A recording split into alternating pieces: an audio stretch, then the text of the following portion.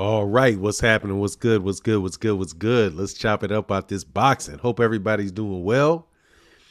Clint Mosby. Thurman couldn't get past Spencer. You mean Spence. Errol will beat the brakes off Thurman. He better try Pacquiao. Nah, dude, let's get the fight, man. Rise Podcast in the building. What's going on, man? How you feeling? Good morning, Fanon in the chat. I was hurting. No show yesterday, but family first. Yeah, man, my daughter graduated from Howard University, so you know the deal. Had to chill on out, man. Had to chill on out and sit through a very, very, very long graduation ceremony. But my baby girl is now out of college, on her way to her first job, her first professional job. Yeah, man, it's good stuff. Always on cue. Let me go in order, man. Let me go in order. Seems like there's more than 5 people in here, but it says 5 people. Larry, always on cue. What's up? Big Block, Texas OG. What's going on, man? Oh, I'm chilling, man. I can't complain. Always on cue. D Free in the building. What's good? My guy, he who greets with fire. Always good to see you greeting me with fire, brother. Johnny Player in the building. What's happening? Undercard Boxing, what's good, what's good, what's good? P Black in the building. Grand risings to you as well, sir. Will Wright in the building. Salute for 9 and chat back for another one. Yeah, man, we back. We back. I'm still in DC, sipping on my coffee, enjoying, what is a little bit of a vacation, man. And I saw all this stuff going back. Errol Spence Jr. making me proud, man. He's making me proud. Keith Thurman, speaking up. It's time, man. It's time, man. Terrence Crawford, dude. Terrence Crawford's career is, if he don't take this fight, dog, I'm just done. Man, you got to be done with that dude. Always on cue with the big one. Thank you, brother. Much. Hey, man, I don't have a gong today, but thank you for the support, man. It really means a lot. Because do you know how unworldly expensive?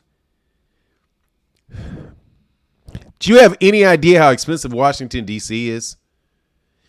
Washington, D.C., I have no idea how people, it is so expensive. It was expensive when I would come here a long time ago.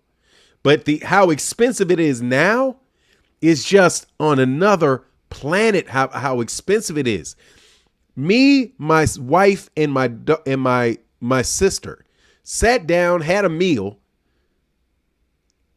a few drinks, and I looked at the bill, and I was like, okay, this is going to be like, if I was in Texas, it would have been like $150, like a splurge, like $150.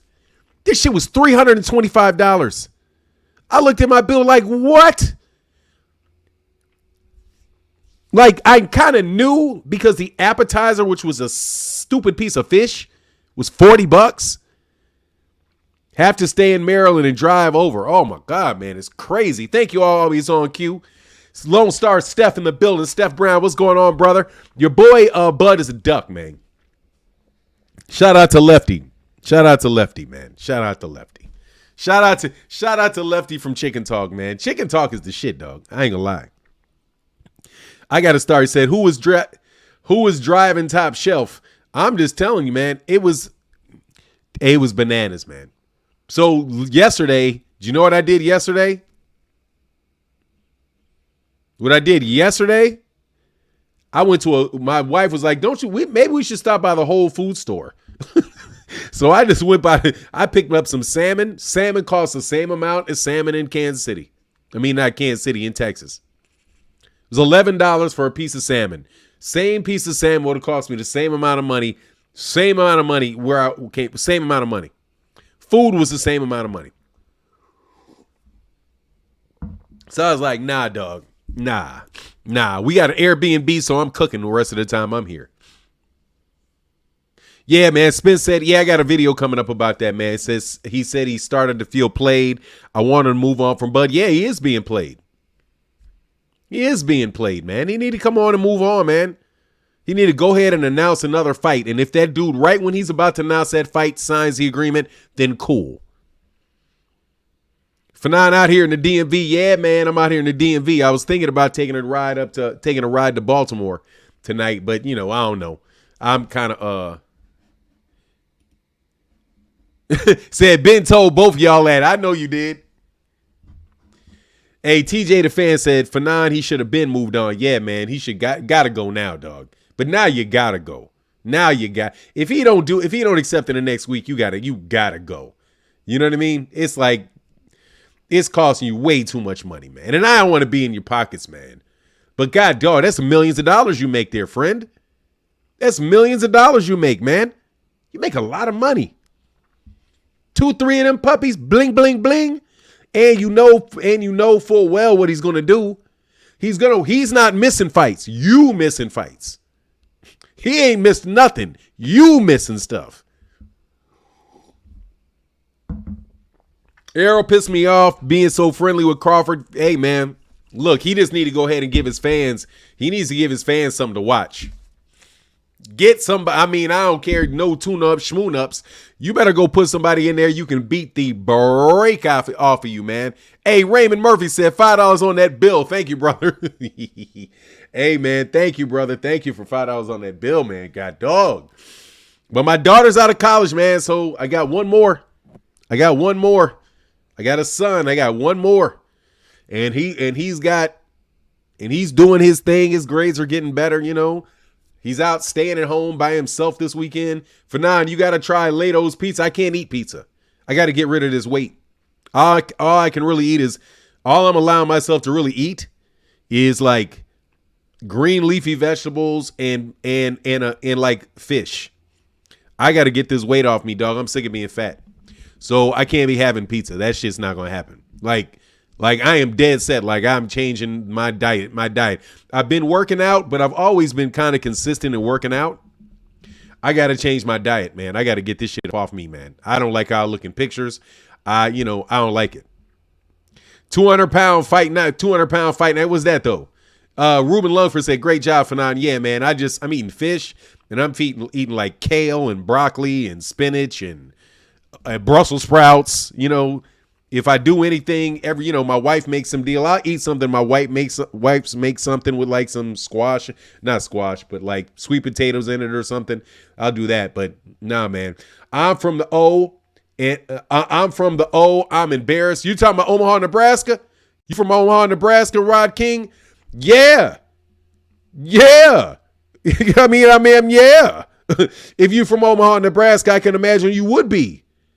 Dude, there ain't no reason. Dude, this dude, Terrence Crawford, supposed to be the best fighter in the world, man. This dude is supposed to be he's supposed to be one of the greatest fighters of this century.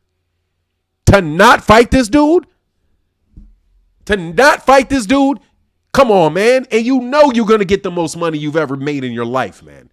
There ain't no way he's going to get a payday bigger than that. Oh, man, no way. There's just no way out of that, man. I'm sorry, man. I was not riding the fence because honestly, man, I was never really riding the fence on it. I was just telling you as I saw it. Just stop eating after 6. Look, man, I'm not eating until 1. I eat dinner, man. I'm sorry. I eat dinner. I got a system. It's working. It's coming off me. Not eating after 6 is more difficult than not eating before 1 for me. And my energy levels are fine. So I'm just waiting until I'm going to eat somewhere around 6 or 7 o'clock. Eat that meal then, not eat for the rest of the night. I'm not eating till 1. I'm going to eat lunch and then I'm going to eat dinner. I got my slot together, man. Yeah, I'm not eating till 1 o'clock in the afternoon. I'm just letting everything clear out of my body. So if I eat it, I'm going to give myself plenty of time to burn it off. It ain't the money. Hey, man, whatever. I'm just saying there's no excuse. Hey, dude, please don't give me any advice. I appreciate you. Please don't give me any advice on it. I'm about to eat very cleanly, exercise 4 times a week. Last week, I can only do it twice because I left town. And that's how I'm going to go about it. And that's just the life that I'm going to have because it's coming off. I feel it coming off. My clothes are fitting better already. I'm just doing that, man. But anyway, is Crawford more scared of losing than making the career biggest payday? I don't know what he's scared of, honestly. I don't know why he's not doing it. I don't know why. Hey, thank you, Caesar TMG. I know for sure that he says, I I know for sure that he says that he don't want to fight, that he's past it. It's never going to happen. That's what, I don't know what he's doing, but I know this. I like Keith Thurman. What Keith Thurman was like, look, man, I'm here. It's a big fight. It is a big fight. It's a big enough fight for me. And Bud can go fight somebody else. Just fight whoever you're going to fight. You know, fight whoever he's going to fight. Duck is, hold on, man. Hold on, man.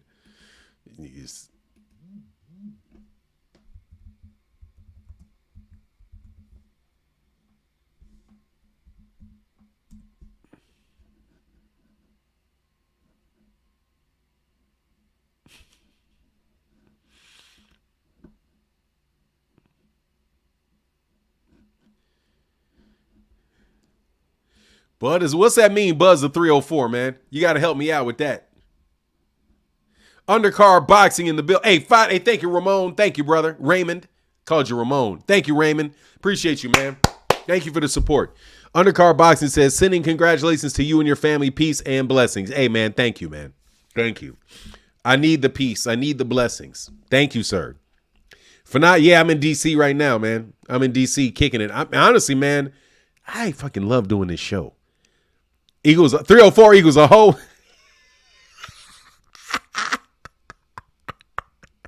Man, I was like, man, did I forget something related to 304? Police code 304 is public. I think it's public intoxication in California.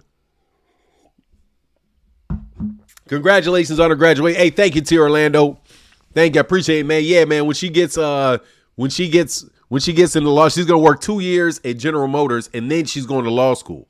And she said, I may do a JD MBA. Look, you're going to get that. They're getting that JD. I don't care if it comes with an MBA or not. But me and my daughter going to fight. She don't go to law school. You're going to get that. You're going to put that. You're going to get that puppy. 304 is a whole upside down. Thank you, man. I'm sorry. You know, I got to stay on my P's and Q's with Orlando, with the counselor in the building. John Boy said means but a hoe. Old pager beeper text message. Monday, good morning, all. Shout out to everybody. Finally, they released me from rehab for now with Charles. That's what's up, man. Thank you. Oh, yeah, yeah. He bought those, bro. They bought those. Yeah. Just so you know, John Boy, yeah, those are definitely bought. Yeah. People have been saying that for a long time. Don't repeat it, John Boy, but you text me. Yeah, people have said that for a long time, man. People do that. Yeah, they will do that. They will do that. They put on that, you know, people think because you got a lot of subscribers there, it's like it looks better. But at the end of the day, man, you know, people got a lot of dead subscribers. I've never done that, bro. You know what I mean? I've never done that.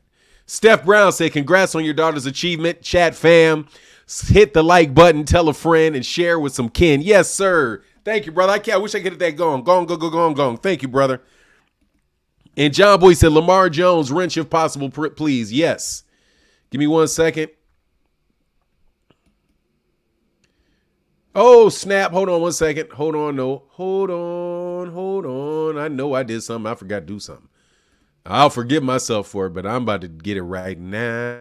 I got to get it right. Right. Hold on. Give me a second. Yeah, I was straight lunching on that one, but I did that.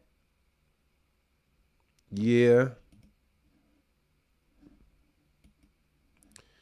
And then my guy said, Lamar Jones.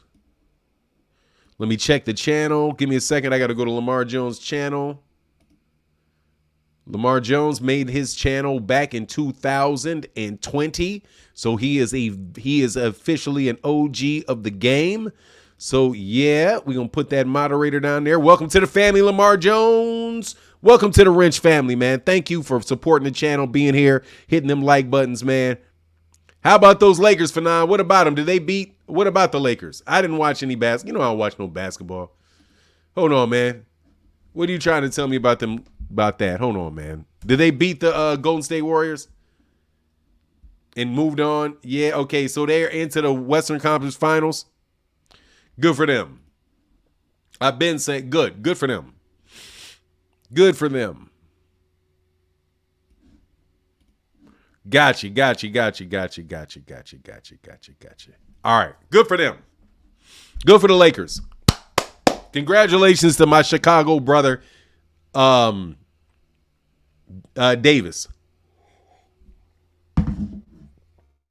LeBron. Who I don't even know who they're going to play, man. Anyway, yeah, I haven't been paying any attention to that, man, but good for them. And it makes me happy that the Golden State lost. I hate how they play. I can't stand how they play. But that's just because I'm a hater. Anyway, Andre Webb said, amazing how time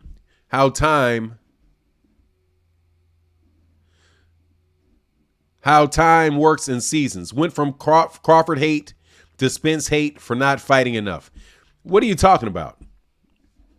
I'm not hating on Terrence. First of all, Andre Webb, I don't know what you're talking about. I'm not hating on Errol Spence Jr. at all for not fighting enough. I'm just telling him to fight. Who's hating on him? I'm not hating on him. I'm telling you, man, I want to see you fight. Anybody. I don't care. He's done his part in trying to make a fight with Terrence Crawford. I don't hold any ill will towards Errol Spence Jr. for getting ducked. That man's been getting ducked his entire career. He got ducked by Keith Thurman. He got ducked by Sean Porter originally. He got ducked by everybody in that weight class at some point in time. Except for Ugas, who jumped up in there and fought him. What? Terrence Crawford's not doing anything but acting just like Keith Thurman was acting. Acting just like Sean Porter was acting. Except for Sean Porter eventually came around to it. They were like, nah, dog, you got to fight him. They weren't trying to fight him before he got a belt. They weren't trying to fight him when he originally got a belt. Only one that was amped for it was Ugas. That's it. That's the only dude that was amped for it. And Terrence Crawford went right back into, I'm already making the. That's not on Errol. Only thing about Errol is like, look, man, I know you want to fight, but let's move on because the way he's going, he's never going to do it. The duck is complete. He's saying he's not doing it. He's looking as if he's not doing it. Since he's looking like he's not doing it, dude, it's like too much of a good thing. Like Errol is the type of dude, apparently, that will do anything to get that fight for that particular fight because that's what he's been aiming at for a long time. That just tells you that Errol was telling the truth all the time about how he was trying to get him. Terrence Crawford, Terrence Crawford fans claiming we've been looking for Errol for 4 years. Well, damn, why does it take another year and a half to get through a negotiation? Obviously, you weren't looking for him. He's standing there right there in your face now, and you can't say, I ain't looking for him no more. You know what I mean? Well, no, I'm sorry. I can't do it. I've been looking for you for 4 years. I've been wanting to fight you this entire time. So you didn't give me this entire time, so I'm not going to fight you now. You was never looking for it. The way you acting, like the way he acting. So nah, man, it ain't funny how hate goes around. I don't know how you're using that word. Errol is a hellified fighter. And I take my hat off and I applaud that dude for trying to get that done. Man got a lot of courage. Terrence Crawford's not an easy fight. And he never had to fight him. My guy Steph Jones said John Bowie shaking hands with John Bowie. Brotherly love. I think that's what that symbolizes. And then my guy Lamar Jones in the building said, EJ, please move on. We just want to see you fight. That's it. It's not hate. I just want to see him fight.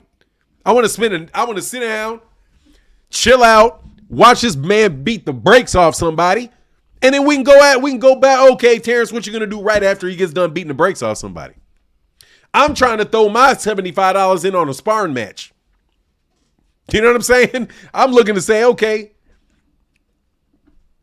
I'm trying to say, hey, okay, cool. Here's my 70. How much you putting on this sparring match on pay-per-view? How much are you going to charge me for this? $75. I'm in. I'm in for this $75 sparring match. I am. Let's go. Put Cody Crowley in there. I don't care. They can throw anybody in there at this point in time because that dude ain't had a tune-up fight or anything resembling one since Carlos Ocampo. He hasn't had one resembling an easy fight since since Carlos Ocampo. He is long overdue for David Avenetian.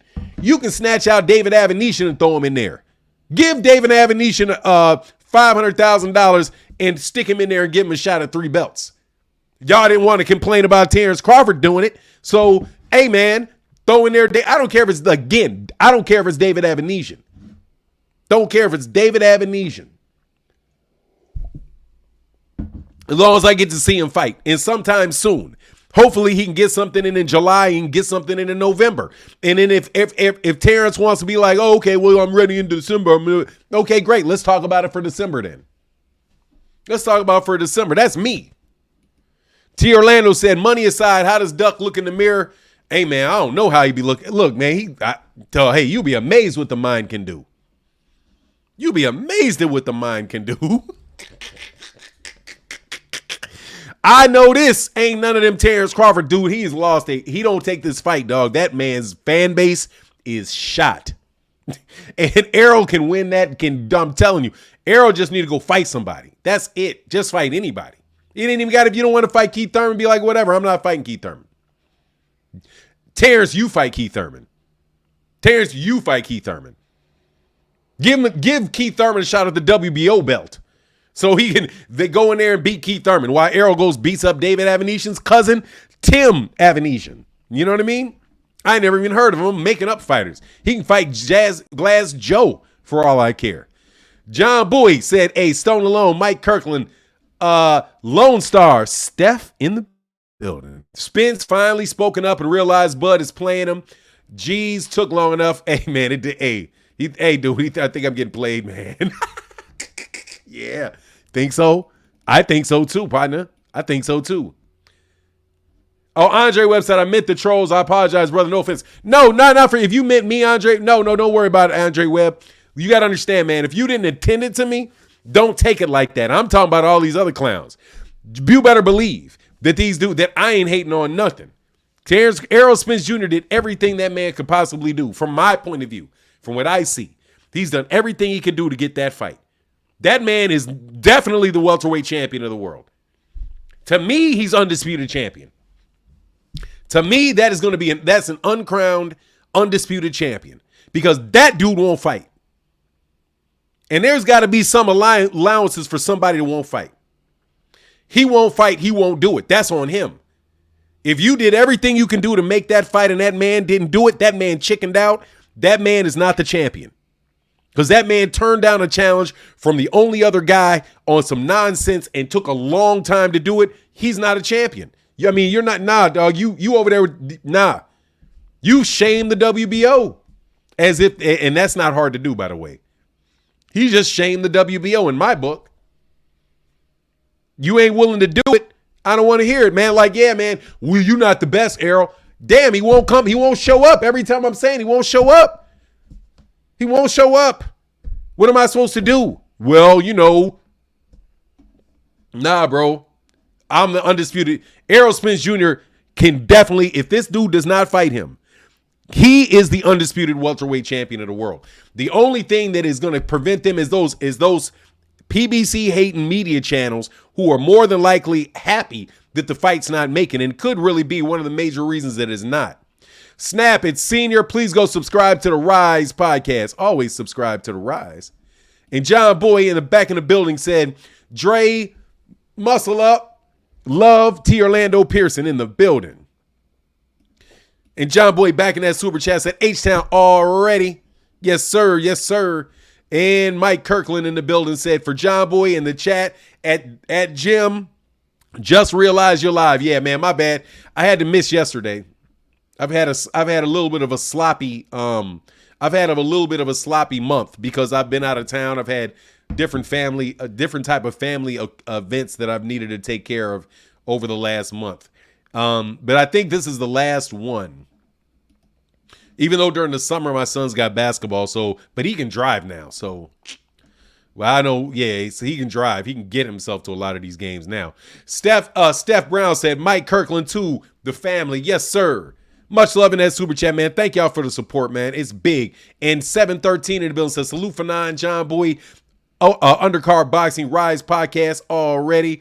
Yes, sir. And Mike Kirkland back in the building with another $5 holler. Thank you, brother. Said for Steph Brown. Yeah, man, Steph's good people, man. I'm glad he's back. I ain't seen him in a while, man. Excuse me. In other words, Crawford is Fugazi, you dig? Look, man,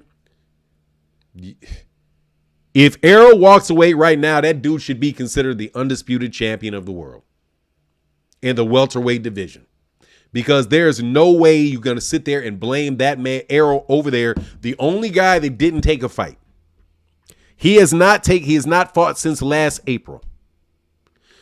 If what's going to wind up happening to Errol if he keeps negotiating with this guy is that he's going to wind up having Errol back out. How you feeling this morning, Fanon? I'm feeling good, Chicken Talk. Hey, all bow down to the great Chicken Talk, dog. No joke. That show is the shit. I ain't gonna lie, dog. This dude, I'm telling you, that's the inside dudes, man. Those guys handle it very, very professional, very little sensationalism. Very, very little sensationalism. Over in YouTube, it's always sensationalism. Like this is the spot where you got to be sensational over here. Over on Twitter, you can just be a little bit more straight, you know. But I'm feeling well this morning, man. I listened to what Errol said. Time to move on. You know, he didn't say time to move on. He said he thinks he's getting played. Yeah, man. You about to get played, bro. And what's going to happen to him if he's not careful? He's going to wind up negotiating all the way to October, and Terrence Crawford's going to fight somebody else on the same schedule Terrence Crawford's always fighting people on. He's been fighting one time a year, and in around the November, December timeframe, Errol is going to float this mug out until October, and then Terrence is going to take a fight with somebody else. And Errol would have lost how much money do you think Errol makes a fight? Let's just take like a minimum, okay? I think it's safe to say he's making $8 million a fight. As a minimum. I think it's safe to say he's making $8 million as a minimum, right? Like he ain't making 1 or 2 or 3. Let's say he's making 8 at the minimum, just so we make sure we don't exaggerate, you know.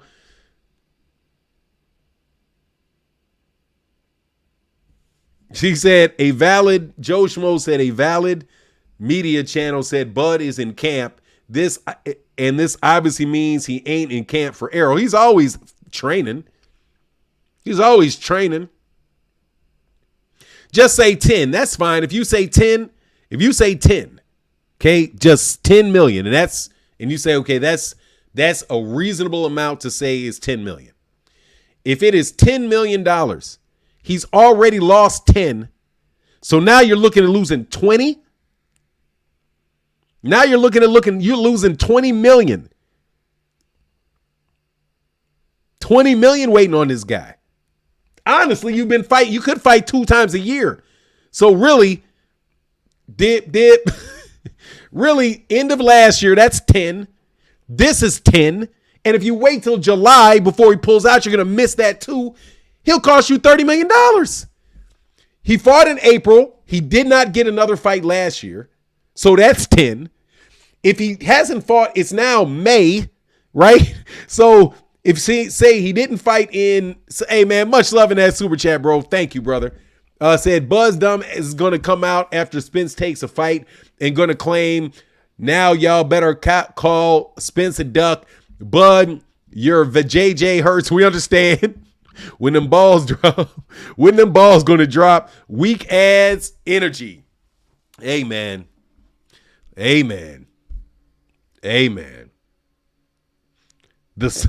need to just go ahead. I'm 100% with you on that, man. So yeah, do it. It's an 8 to 10. If it is 8, 10. So you go, he fought in October, he fought in April of last year. What's 6 months from that is the 10th is October. He could have fought in October. So that's the first 10. What's 6 months after October? That's April, right? That's April. That was last month. So now you're at 20. 6 months from now is what? Is October again, right? So you'll be back in October. That if you waited till October and he pulls the wool over your eyes, that's $30 million that you could have got for fighting anybody. Do you know what I mean? So while this dude is collecting his checks. Hey, much love. Thank you, brother, for that support, man, on this very slow live stream that we got going on today. And my guy, Daniel Gallimore said, good morning, Fernanda Don. Hey, what's good on, Daniel Gallimore? Good morning to everybody in the chat. Congratulations to you and your daughter that's big. Thank you, brother. I appreciate you, Daniel. Thank you, man. Yeah, man, it is big. I feel like it's big now. I got excited right when they announced her and all that, and she graduated cum laude. So my baby graduated with honors. I was very, very proud of her graduating with honors. So, and she was an athlete at the same time. She graduated with honors. So, you know, she had an athlete slash on. She graduated with honors. She got out on time. She was scholarship the whole time. She, you know, so she's coming out without debt. She just did her thing, man. She did her thing. Chicken Talk said, it's best for all parties to move on for their best interest and my mental health. And for my mental health, yeah, it is. Let's go. Joe Schmo, congrats, Fernanda family. Congratulations and license. What is that? Congratulations and license. I appreciate that. I don't know what license means. Maybe it was a typo or something like that. Yeah, that's great. Yeah, she did her thing, man. So thank y'all. Yeah, and we've been working on that since she was a baby. So, you know, yeah, 20 over 20. It's 20 years. Well, yeah. Well, since she got it's 22 years of really good work, man. 22 years of work. And for the athletic portion of it, it was a lot of that. John Boy for president for that one. Congratulations. Joe Schmo said, congratulations. Graduation for your daughter and your son getting his license. Oh, okay. Yeah. So he's not driving dirty no more. Fanon, you need to get her a belt or trophy for doing that. She's the real MVP. Yeah, she's doing her thing. I'm gonna pay for her bills for a year while she stacks her dough. She's got a nice job. She's got a good job, but I'm trying to get her to stack her dough for like a year and a half. Not get an apartment, not get all that stuff. Spend her money if she wants to go out of town and do those type of things, but to really stack her money. So we got a little bit more work to do, and then she goes to law school, and provided, you know, the money that she's getting every day, she don't put herself in some situation where she feels like she can't. But anyway, yeah, let's get back on it, man. Let's get back on it. Thank you, Danny Gallimore. It means a ton. Thank you, brother, for the support. And I will definitely put a link in the chat this morning in case anybody wants to chop it up with me. Hold on one second.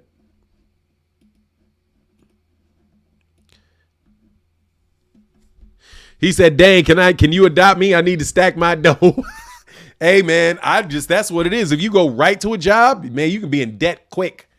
So I'm trying to save my daughter from the college, you know, the problem that people who go to college have is that you go into debt to get your degree, and then you immediately have to go to work and start paying bills. So it's hard to pay your debt off. So we worked hard. She worked very hard to get an athletic scholarship so she didn't have to go into debt. And then she stays at home, saves her money. So when she leaves, she's got a nest egg to start with. She doesn't have to pay her bills and not have a nest egg. Just want her to get a nice nest egg so that she can leave with money in her pocket and then be operating at a profit, you know? I've never seen anything like this. Bud really ruined this for the fans, and most of us like to see Bud fight. So what he do? Fernand, I wish they hurry up and Bud and EJ fight so we can move on.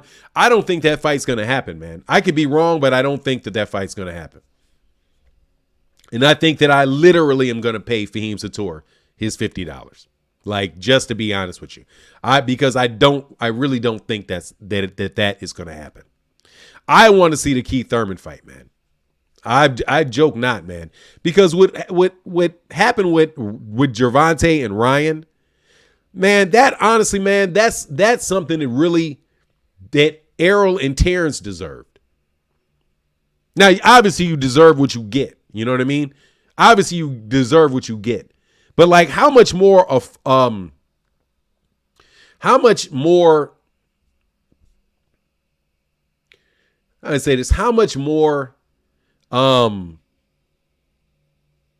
fortunate was Gervonta Davis and having somebody like Ryan Garcia that really wanted to push the envelope and really wanted to make big fights.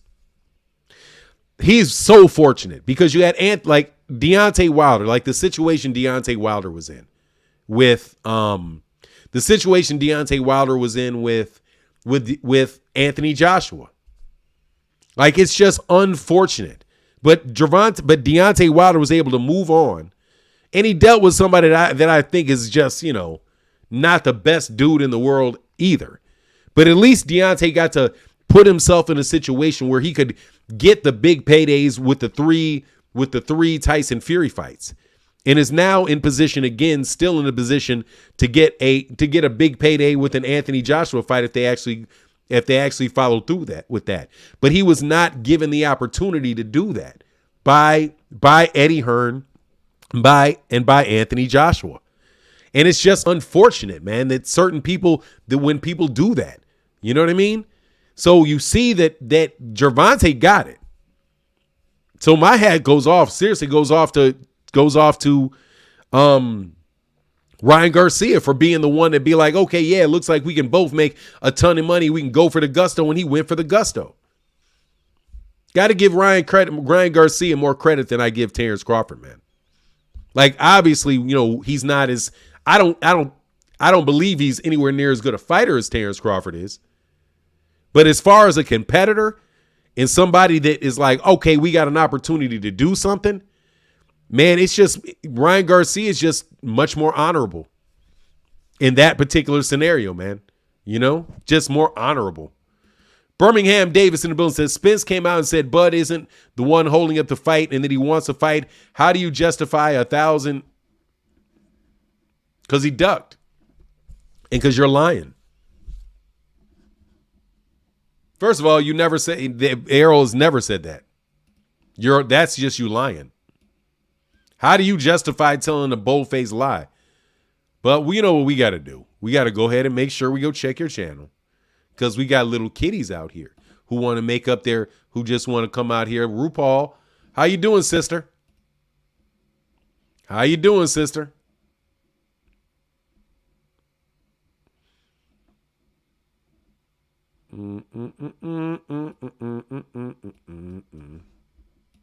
How you doing, RuPaul? Somebody else can throw you out. Hey, TJ the fan said, hey, Fanon, I'm a big Devin Haney fan, but Tank is boxing right now. Respect to that young man. TJ, oh, yeah. I mean, he is what he is. Fortunate. Just very, very fortunate. He's very fortunate, man. That is a kid that is a young man that is very fortunate. And just, we'll see what happens with other scenarios, but he's very fortunate. He's got all the ability in the world, and he's had every opportunity to show it. Ray Davis said, John Bowie, undercard boxing, Mike Kirkland, Chicken Talk, Rick Timms III, Jay Miller, and the Queen, Barbara D. Salute. Absolutely. Spence tweeted, I'm feeling played, and we have been. Why hasn't Bud signed yet? Who knows, man? But look, dude, the topic is absolutely a dead topic. That's why I'm saying we move on, because the whole conversation is dead. It like really is. George Gray says, salute for 9. I've been saying for a year now that Spence needs to move on. Yeah, he does. But move on to whoever. He doesn't have to move on to Keith Thurman. He can do what he wants to do, in my opinion. Hey, to agree to, man, I'm not into Devin Haney today. Okay, we got Devin Haney fighting in a week. Next Saturday, Devin Haney fights 1 week from today. So we're going to have a whole said, hey, I'm sorry. John Bowie in the building said that was ES News asking Spence why both want the fight. Spence said he wanted the fight. And when he asked Spence, he just nodded. Look, man, he said he thinks he needs the fight, bro. So what? I don't care what he says. And I'm no disrespect to Errol Spence Jr. I could care less what Errol has to say about it. Dude, everybody's watching what's going on. Everybody's watching what's going on, man. If y'all want to click the link, though, y'all can click the link. Give me 1 second, though. Give me 1 second. I'll be right back. Give me 1 second.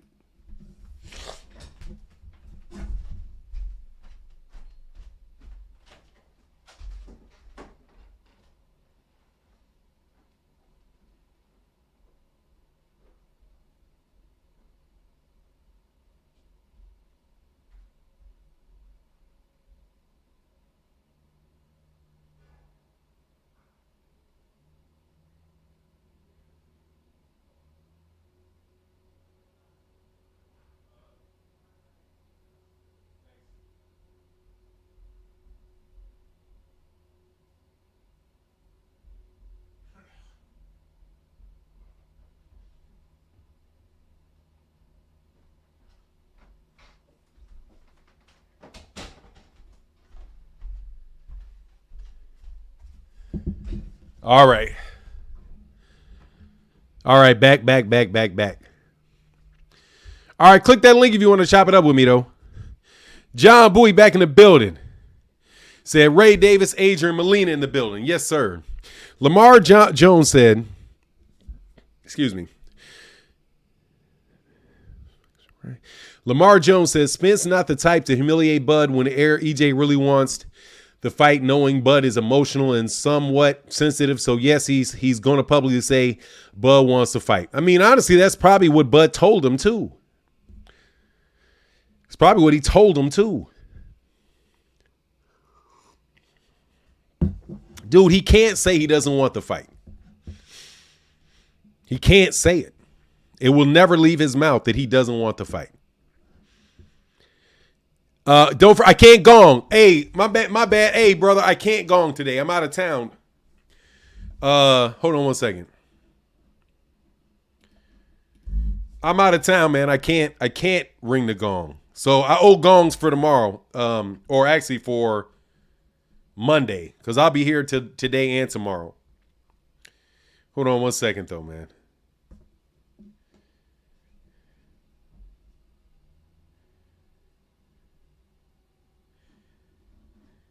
Ooh, John Boy, huge in the building. Here's my $50. Pay Fahim. Yeah, I got to pay Fahim. Hey, Adrian Molina said, I'm late, but I'm here. Blessings to the family. Thank you, brother. That's my guy right there, man. Much love in that Cash App. Adrian Molina, please forgive me. I don't have a gong. Oh, that's the best I can do. I can knock on the window or something. That's all I can do, man. I don't got a gong today. But I appreciate that support, man. Thank you, man. And John Boy said, here's $50 to pay Fahim. Hey, yeah, I got to pay up to Fahim. I'm going to pay Fahim his money. Yeah, he said, God, don't worry about it. Nah, if he don't take this fight, I'm going to lose. I'm going to pay that $50. So all y'all know I lost $50 because I thought Terrence Crawford, there's no way Terrence Crawford wouldn't take that fight. My guy, Rodzilla Jones said, Rolly fighting the old dude from Squid Games. Hey, man. We gonna get a fight tonight. I forgot Rolly's fighting tonight, man. That's gonna be exciting. Giving people fights, man. These dudes is fighting. And I like Rolly, man.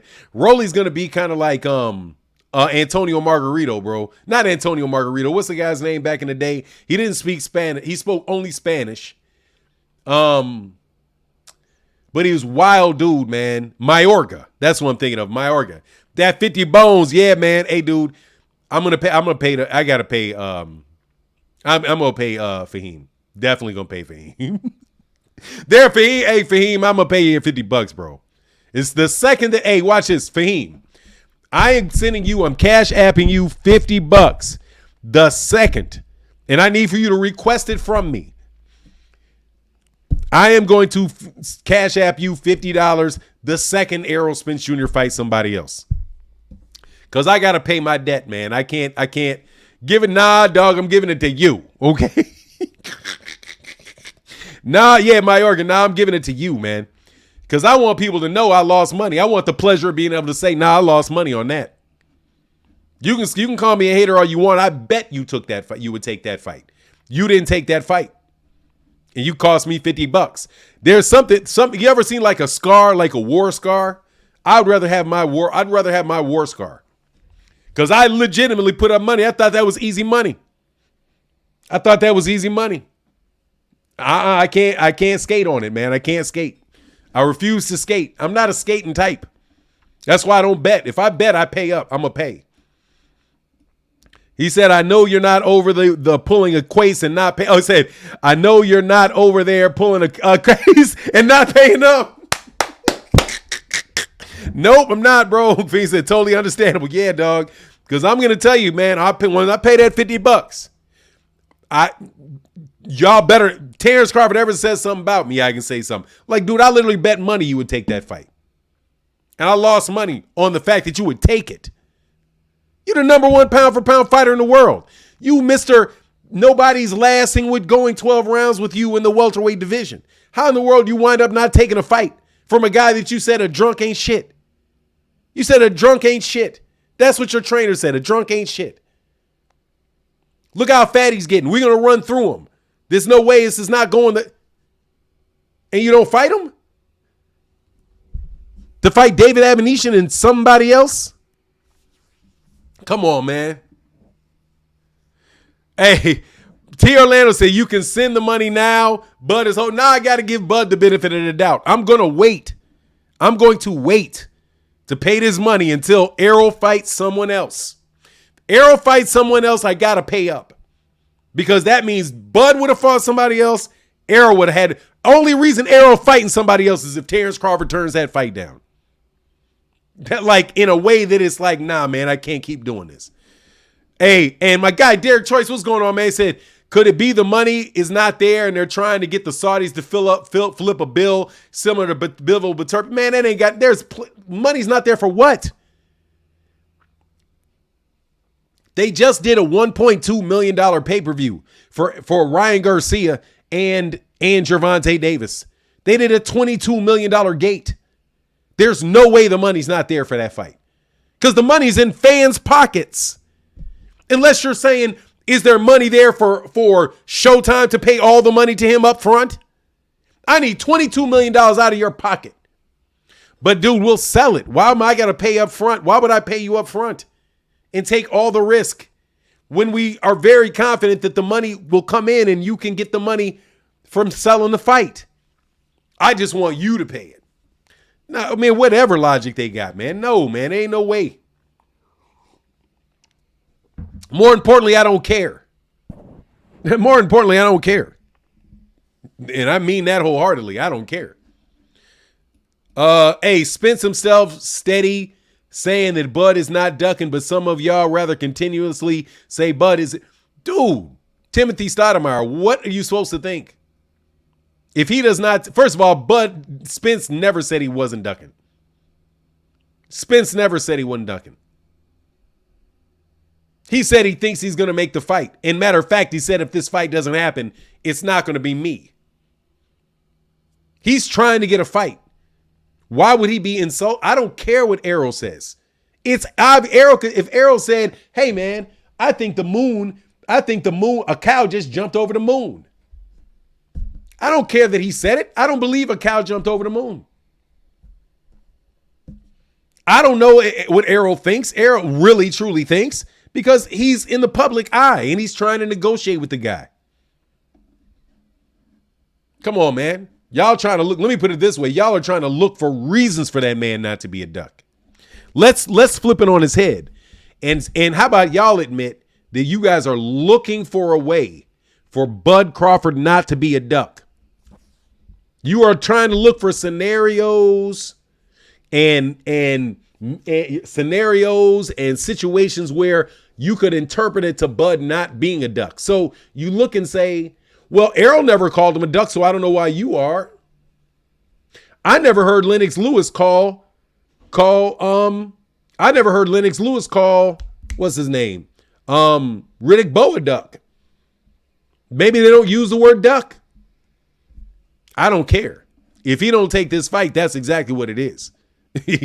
So be it. So say me. To me. I just don't see Bud being scared to fight anybody. You don't see it because you don't want to see it. I can't tell you I see him being afraid because that's categorizing why I'm seeing what's going on. I see him not fighting Errol. What the reason is behind it, I can't tell you for certain. You know what I mean? Like, I can't tell you, like, I have somebody across my street that is a Republican. I think he voted for Trump. I can't tell you why he voted for Trump. I just think he voted for Trump. He seems not to like Biden at all. And he doesn't ever say anything bad about Trump. I don't know why he voted for Trump. I just think he did. You know what I mean? True Native A in the building said Spence being nice so he don't duck again. If you not slow, you know. And the Rise podcast says Bud ducking ass. I mean, look, man, I don't understand how much more. I would never call that man a duck until we are in. Look, let's go through this again. We are now in month. When did they start? June of last year? June? We're in month 11. We're in month 11 of a negotiation. 11 months. 11 months. And Errol and Terrence Crawford jumped out of the negotiation in October of last year. Errol didn't fight anybody else. And then he went right back into negotiations with Terrence Crawford. And they started that, I do believe, sometime in February. April, May, February, April, May, 3 more months, or could be more than that. What else is there to talk about? In May, what do you mean in May? It's May now. Oh, they started in May. So if they started in May of last year, it's been a year with Terrence taking another fight. And now you're going to walk up on October again and he does it again? Y'all won't see a duck then either. I'm telling you, if you guys will find a reason, and then think about what he did. They leaked all that information to make the PBC look bad. They leaked all that information about, they didn't give me a guarantee and they didn't do this. And they leaked all of that information to make the PBC look bad. The last time. Nah, man, I'm not buying it, bro. Ray Davis said, Bud has now become the goose in the game. Duck, duck, goose. It's just a duck, bro. Terrence himself said they sent him a proposal in May on Instagram Live. Oh, okay, thank you. Oh, so they had started in in April of May. So yeah, we're at a year. We're at a year. John Boy in the building said, "Hey, Timothy, Derek Choice, Bancroft, Heater." Yes, sir. Yeah. But look, man, like I said, man, I am just trying to do a public service here. Because I feel like it is so unfair to Errol Spence Jr. and Deontay Wilder, where they get blamed. They get even a portion of the blame for fighters that don't think that they can win fights or have a doubt about whether they can win or not. I think Bud has a doubt about whether he can win or not, and doesn't want to take a fight that he doesn't know he can win. Fanon, I can drop a link for my album just released on all Yeah. No worries, man. Drop the link, man. That's cool. Last name, first name said, Bud's not scared of Spence. I actually think it's the other way around. Yeah. Last first name. Why would you say that? Why would Errol Spence Jr. be scared of give me something that would make you believe that. Give me a fact that you know of that would make you believe that he's scared of Bud. And nothing about what that man, the way he's talked about him, nothing in what he's done would communicate that to you. You just think that is. You just think it out of the blue. Dre's finest in the building said, hey, I'm sick. Spence and Bud have fatigued my mental. It's crazy. It's cats saying they fight in July was foolish. I'm too old for the BS. They trying to RIP me. Look, man, like I said, like people have been saying about YouTube, people just say stuff. They just say it. But at this point in time, man, when Errol said, yeah, they got like 15 million different dates for this fight, and none of them have ever agreed on a date.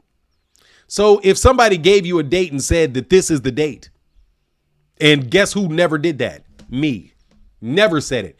I say, hey, Mike Coppinger said this date. I made videos saying that last year that they were giving all them dates out. They were ridiculous. Oh, the date's going to be September 16th. How in the world are they going to be fighting on September 16th? That's the day that Canelo Alvarez fights. They're not going to be fighting on that date. Then it was October. Then it was November. Then it was going to be January. And Errol is going to fight Keith in January. They always planned this. My guy, hold on. Dre's finest, my bad. Hold on, let me slide back. Oh, yeah, that's my guy. Dre's finest, yeah, they're trying to kill you with it. Yeah, it is. It's terrible. But look, man, we ain't got much longer with it because hopefully we'll get to start talking about this Errol and whoever fight. Keith Thurman, I'll take Keith Thurman. I'll take anybody. It doesn't matter to me. Any fight. Any fight. Just have the fight, bro. Have the fight. Make sure this guy does not drag your name down there with him, bro. Low D said, Fanon, good looking. Appreciate you, brother. Hey, man, no problem, man. We all trying to get our hustle on, man. We trying to grow our stuff. So no worries, man. John Boy said, last name first. You won. Idiot of the day. Congratulations, idiot. Hey, man, sorry about that, man, but it is what it is, man. I don't agree with that. Fight night today. Oh, yeah. It's a big fight. I'm looking forward to this one. I'm going to probably call a fight, man. We'll be out here tonight. I got to see something real quick.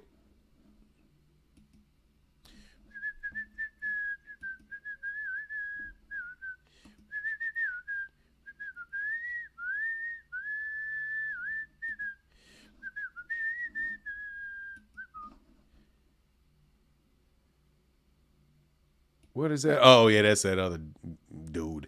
Okay. WBA rankings for 140 are why people discredit belts.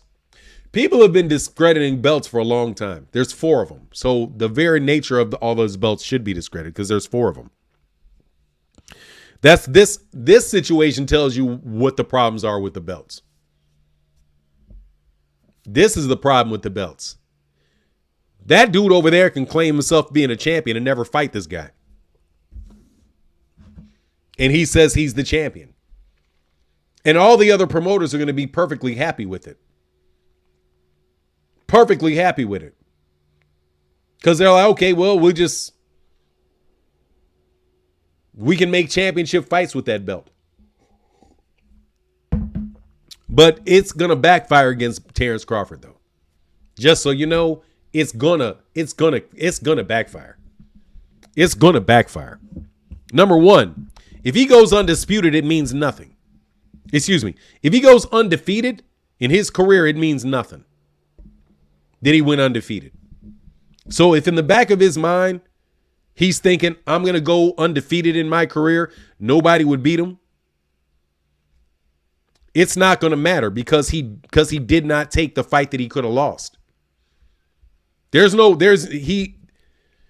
actually have to take the fights for somebody, you to go through your career and be undefeated.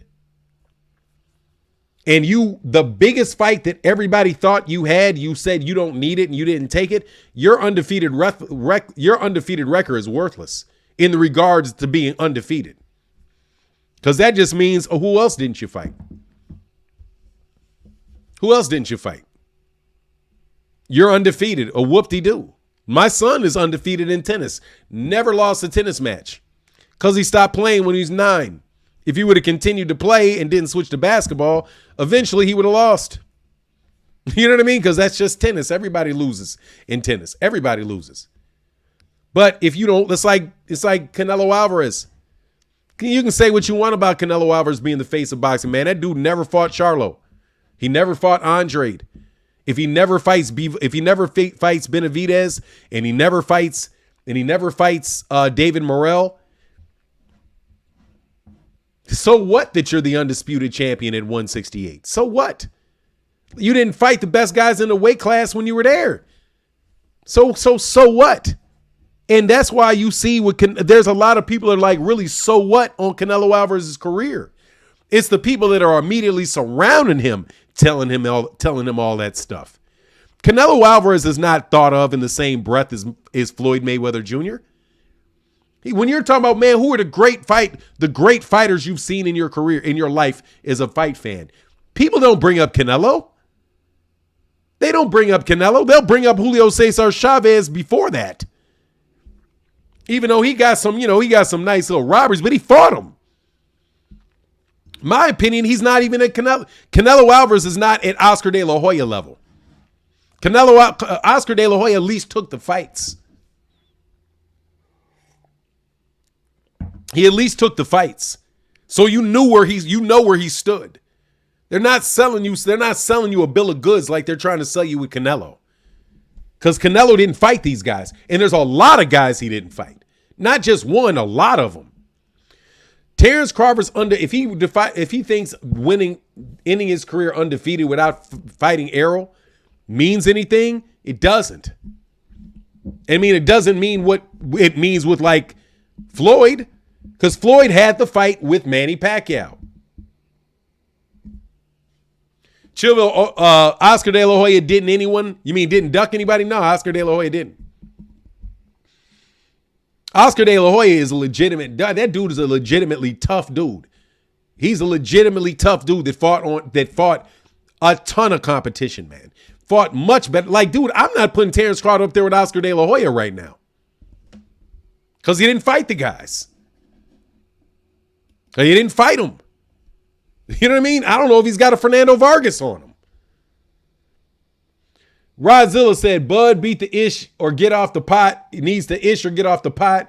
We don't care about what you did at 140. The big dog in 147 called you out the ring after destroying Ugas. Yes, he is. You talking about, yeah, he is. Link again for now for show. Here you go. Yeah, he fought a prime Bernard Hopkins. Yeah, dude, Oscar De La Hoya fought everybody. Even you don't even got to be a big fan of the dude. He still fought everybody. You know? Still fought everybody. That's me. Does beating 3 ex-champions, Porter, Khan, and Brooke count for anything? What do you think it should count for? Kenneth Harvin, what do you think it should count for? I'd be very interested to know. Of course it counts for something. Of course it counts for something.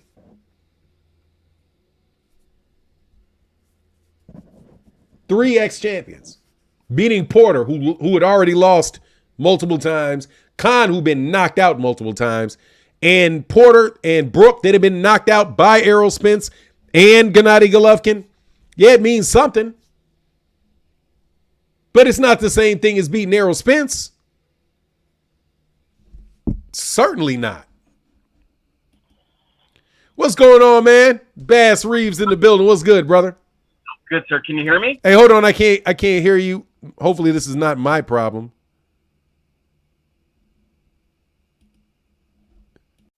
It might be. Hold on. I can't hear you. Come back.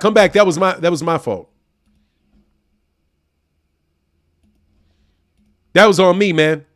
That was on me. That went on you. That was on me. That was on me. That wasn't on you. Hello? That's me. That was me. Yeah. No, it was me because I couldn't hear you because I had it on my headphones and not on the thing. What's going on, brother? Good to see you, man. You too, sir. I'm good, man. Just pulling all-nighters, 16-hour days, trying to get this big job done. But hey, that's what's up. Very thankful. Labor is good, man. Labor is good. Just listening to you. You look like you lost a couple pounds, man. I have, man. Probably about I'm about 5 pounds underweight. Probably about another month I'll get back up to where I need to be. So okay, definitely. Thanks for noticing. Yeah, hey man, I'm observing it to a fault. What's that? Terrence Crawford, man. But on, it's interesting, right? Because I said this yesterday on another channel. Big Fish is starting to talk. He's starting to. Am I echoing to you? No. Okay, it's me. So he's starting to talk. So to me, when I see that, I just think he's about to expose Terrence for the already duckness that he's already pulled, dating back to last year. It's a shame, man. It really is, and this is why I keep telling you guys, there's no fight. I don't care what all the good news and everything. He's just appeasing the fans. And then I'll fast forward a little bit. Look, we want Big Fish to fight other people, but there's no fights for him. If there were a fight for him, he would have lined it up and kept it going. I don't think there's anybody for him. That's why he hasn't fought besides Terrence Crawford, and he's running continuously. He's already turned down all those millions of dollars. He already said it's not worth it. He's already trying to go a different direction. He's already continuously lied about things. I think when you look even further into the future at 54, there's still no big names up there. There's still no big fights. I know there's fights, but not anything worthy. I mean, I've heard people mention Lubin, Keith, that Sebastian guy. He's learning on the job and already got beat up. So Lubin's already been beat twice. It's only Mel. Mel's already cleaned out the division. You look at furthermore at 60, not really popping there either. That's why I think it was about 6, 7 days ago that Mel was calling out Canelo, or even Canelo for Big Fish. But we already know how he do. Um, Canelo hasn't fought Smoke since Cotto and Lara. That's a long, long time of not getting there and fighting. How should I say, competitive competition. So, I always say this too. The real profit is time. We just gotta give it some time and see what happens. I will stick with my guns, man. No fight, no fight at all. And even like I said, moving forward, I don't see anything for Big Fish. If you guys were at that event a couple Aprils ago, that was big time stuff. And I think, let me rewind a little bit. He was on a mission. He's on a mission. He wanted to go undisputed, given he had some roadblocks, injuries, car wreck. He still came back and faced those, or was accountable for him, and got his belt. And now he's still after this last belt. And this guy, I told you a long time ago, I said the bright lights, remember? Mm-hmm. He don't want to get beat up in the bright lights. He don't. Hey, you are echoing a little bit. Do you have both on? Like, hold on. Real quick, Ron Miner said for you always speaking the truth. Thank you, brother. I appreciate it, man. Appreciate you. Chicken Talk That's said better. you good now? Yeah. Okay. Where was I? Yeah. So he. I'm on a work break. Yeah. So he's on the mission, and this guy's just running, man. I really don't know what else to say or see anything different going forward. Now, what do you think about that? Well, I think first of all, I think that big fights, that there are fights for Errol, but I think that there are just things that you like. I like the Keith Thurman fight. Like, I like the Keith Thurman fight. I like it because it's something I think both those guys could sell a fight very well. I think that it would be an entertaining fight in the ring. I just think, and that Errol was probably in a circumstance where he's just going to have to continue. If he wants to have a really, really big fight, he's really just going to have to keep fighting and then run into something where it's like we just don't expect it. You know what I mean? Or just put on shows if there are really, really exciting shows where people are just excited for the fact that they get to see an exciting boxing match. So like if you watch like the way Gervonta's fights kept doing well because Gervonta is putting on an entertaining show when he's in the ring. And I think that's just I just think that's what Errol just needs to do. He needs to fight in Texas Stadium, keep filling up Texas Stadium, and then eventually something is going to happen, whether it is a Jaron Ennis gets on a run and it's at 154, or Virgil Ortiz winds up in a situation where he can get on a little bit of a roll, and it's just going to have to be in God's plan for him to have that. If Terrence Crawford says no, because obviously Terrence Crawford just doesn't want the dude to have the satisfaction of getting it, or he just, for whatever reason, or Terrence Crawford just gets put in a situation where Terrence Crawford has to take the fight.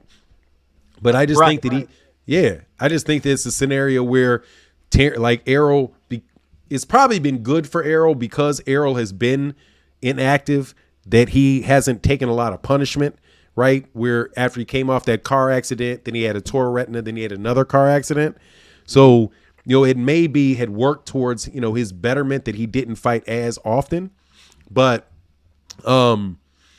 I don't know, man. I just think if he can't get that really big fight, then he just needs to have several fights that are good, that are just good enough where people are interested in seeing him, and more, because I think people gravitate towards knockouts. People gravitate towards seeing somebody really putting a beat down on somebody, where it's like, man, I want to see the fight because I want to see what he can do in the ring. And that's just it, though. Like, I don't see a lot of people wanting to fight Big Fish. You got Jaron. He's talking, but he's not there yet. He's not there yet, not at all. And then given Errol's last outing, look, man, Me and my brother talk about this a lot. That scared everybody. That put everyone on notice. He beat the dog crap out of that guy. And that was, for Ugis' sake, that was tough and all heart. But he got the crap beat out of him. And I keep saying this, like, if Big Fish doesn't knock you out or TKO or whatever, you just get the crap beat out of you for 10, 12 rounds. Not a lot of people want to go through that. And that's what I think Terrence is going through. You don't want to get that type of beat or want to have to go through such a beat down to get the W. This is why this is, we're at a cliffhanger right now, just sitting here waiting over and over again. So, with that being said, I hate to say this, I don't see Big Fish fighting, maybe not even this year. I don't see it. It's, my brother go back and forth over and over. Low key, he's done right now. You think Errol's done? At this current moment, because there's no fights. No one wants to fight him, and then there's no one to fight. I mean, I think he's gonna he can get a fight now. That ain't, I believe that. I'm just saying, he can get a fight now. Like somebody's gonna get it. Somebody will get in the ring with him for like I said, David Avination's cousin Fred. He'll jump in there, man. Somebody will jump in the ring, man. He can get a fight now. And let me say this about Terrence too, like, because people keep saying, best fighter. Not built like that. He's not built like that. Why would he even take such a hard fight now of all times in his career? I don't see. This is why I keep saying no fight. Like, he's not fighting anyone of that magnitude. Never had to. His matchmaking ability and top rank career, they did not put him in there with killers. Nobody. Not one. I don't care what none of y'all say. This is why he won't fight this dude. And then everyone's like, oh, wait, I've heard people say, oh, he can knock him out or that's his only way to win. If that's true, then he would have fought him already. We're not there yet. So, bleak, brother. This thing is looking bleak. So, man, look, man. He can get that. Keith Thurman will fight him. Hold on 1 second. What? Hold on 1 second. I'm sorry. What the hell? I see what you're saying, Zenit. I got questions for Virgil too, and I ride for him, Zenit, but he's another one. Unfortunately. And this is why I give Ryan Garcia credit. Ryan at least fought the Black Americans. Virgil, already front and act like he don't even want to do that. That's another one who's scared of the bright lights, who don't want to lose under the lights. So we'll see what happens with him. We'll see what happens with him too. And I love Virgil, man. I prefer him to go be with Big Fish and train with him and hang out with him. But, for whatever reason, he on that Golden Boy divisional type crap. And it just bothers me because I'm from Texas. So I'm just like, how are you in the same city but not linking up with the best in the business? Say that again. I'm sorry. I missed that. Who? About Virgil. I read a comment on Zenit, and he was saying he could fight Virgil. And I was saying that's another one who tripping out to me right now. I don't think he's fought nobody yet either. He's just kind of going under the radar and being built up like that, but haven't really fought no killers yet, man. And no, he's not. But I think that's a good match. I do think that's a really good match for I do think that's a very good match for Errol Spence Jr. though, the Virgil. Because you get, like, in Texas, they're going to sell a ton. They're going to do a lot of work in Texas with Virgil Ortiz. Now he's going to kill Virgil Ortiz. Like I don't think Virgil Ortiz I don't think Virgil Ortiz is really going to want that, man. I think that's but Virgil Ortiz, I think that's a good fight, man. I would love to see that fight. I think they'll sell out the Dallas. I think they'll sell out that stadium with Virgil Ortiz. So that the fact that he's going to sell out that stadium, I mean, in and of itself, those are going to be big fights for him. But it's just not going to be, just not. And nobody else in boxing really has that. Really has like the situation that he would have with Terrence Crawford. But it's just Terrence Crawford isn't going to take the fight, so the fight's not there for him. At least it seems that way. I don't. Here, my brother just texted me. Aramis, if you're listening, just hit the link, man. What did he say? No, I'll put the link in there again. Yeah, he's gonna hit the link again. You're gonna meet my older brother here. This is where Okay, yeah, man, that'd be good. This is where I get all my ideas from. Chop it up with him. Oh, with your older brother? Yeah. Yeah. How much? What's the age difference between the two? 4. Oh, that's not. Yeah, my brother's like 9 years older than me, so it's a We're little all bit. 4 years apart. We have Oh, a younger brother as well. So you got 3 brothers, 2 brothers, and 3 in the family total. Yes. 3 kids. Okay, that's what's up. John Boy said, hold on, Virgil fought Mean Machine, the killer Hall of Famer that Bud fought. Okay, I'm dead, can't lie. Hey, man, what a disappointment. Like, what a disappointment, man. This is just all around, man, a disappointment. Like, it's just all around a disappointment, man. No, I have no clue. He said that because like that's how the Bud was built. This is why I keep saying to you guys, you're not built like that, man. He hasn't fought anyone for me to even say, oh, this guy's the best fighter in the world. Absolutely not. It like bothers me sometimes. I'm like, no, this is why he won't jump in the ring with this guy. You know, all the stars are lined up, and it's just excuse after excuse after excuse after excuse. I'm at the point to where I'm just like, zip. I don't even want to say anything anymore. And that's why I come on and give you guys that cold hard truth, in my opinion. Yeah, I mean, it's. But what would Terrence Crawford do next? Like, I'm not really worried about it because he's in a. Let's go back a year ago. He's in a bad predicament. You know, when he left Top Rank, and you can go back. I remember when that went down, when he left and sued him. I was talking to Lefty, and Lefty was getting on me because I said, oh, he's going back. And then, you know, fast forward a little bit more, he ended up suing him. But even then, it's a fight-by-fight deal because that's what he knows best. They know him. They can set him up, whether they want to give him an advantage or not. That's just what it is over there. There's already murmurs of Josh Taylor, but there were murmurs over a year ago with that stuff. So I wouldn't be surprised. Rumors of what stuff a year ago? That Josh Taylor moving up, and you know, Josh Taylor had Crawford's name all in his mouth over a year ago. So I would suspect something along the lines. And then what do you know? He kept the WBO belt, and I know how they do business. Those guys can move up and fight one another. So morning, I don't know. What's regardless, he won't be fighting. 1 second, Aramis. Aramis, hey, what's going on, Aramis? Can't see your face though, but what's good with you, sir? Hey, how's it going, man? Man, I can't complain about nothing. Talking boxing with friends, gotta like it. Hey, real quick before you say something, Chillville was in the building and said, "Why want Spence to fight Thurman?" I've always wanted to see Spence fight Thurman. I think Thurman is a good fighter. I mean, he should. I think Thurman's a good fighter, and I want to see Errol in the fight. Like, what are you doing Friday night? I mean, what are you doing Saturday? Like, what are you going to be doing? Not to, you know, you my guy, New, but like every Saturday night, I want to see a boxing match. Like, that's what I like to do. I want to see a boxing match on Saturday night. So I will literally take the best fight that I can get as long as there's one Saturday night. If I have to wait until next October to have a good fight, man, I would rather have a good we have, you know how many Saturdays we got? 4 Saturdays a month. They can all be filled with good fights. Right. I would rather see him fight on Saturday. And then the next Saturday, who am I going to see fight? And the next Saturday, who am I going to see fight?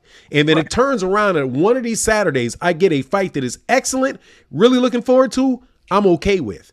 Right. But what I'm tired of doing is I'm tired of being like, okay, when is this fight going to happen? This fight is going to happen maybe next. We're looking, nothing is going to happen until next October, right? And I mean, October of 2024. Errol, I would have rather seen Errol fight, and you can name them. I'd rather have seen Errol fight in October than not seen Errol fight at all. And at this point, I think that's really where we are. We know I am 100% confident Terrence Crawford is going to be fighting in November or December. I'm 100% confident about it. Like 100%. You're going to see Keith Thurman. You're going to see Terrence Crawford fight in either November or December because that's what he's been doing every year. And all of this talk with Errol is going to be lead up to Terrence saying no at the last minute or not saying nothing at all and fighting somebody else on October or November because he's on the same. The one thing about Terrence Crawford, he's not gotten off his schedule yet. Ever since the pandemic, he's been fighting in the last 2 months of the year, November or December. So November or December, November or December, November or December.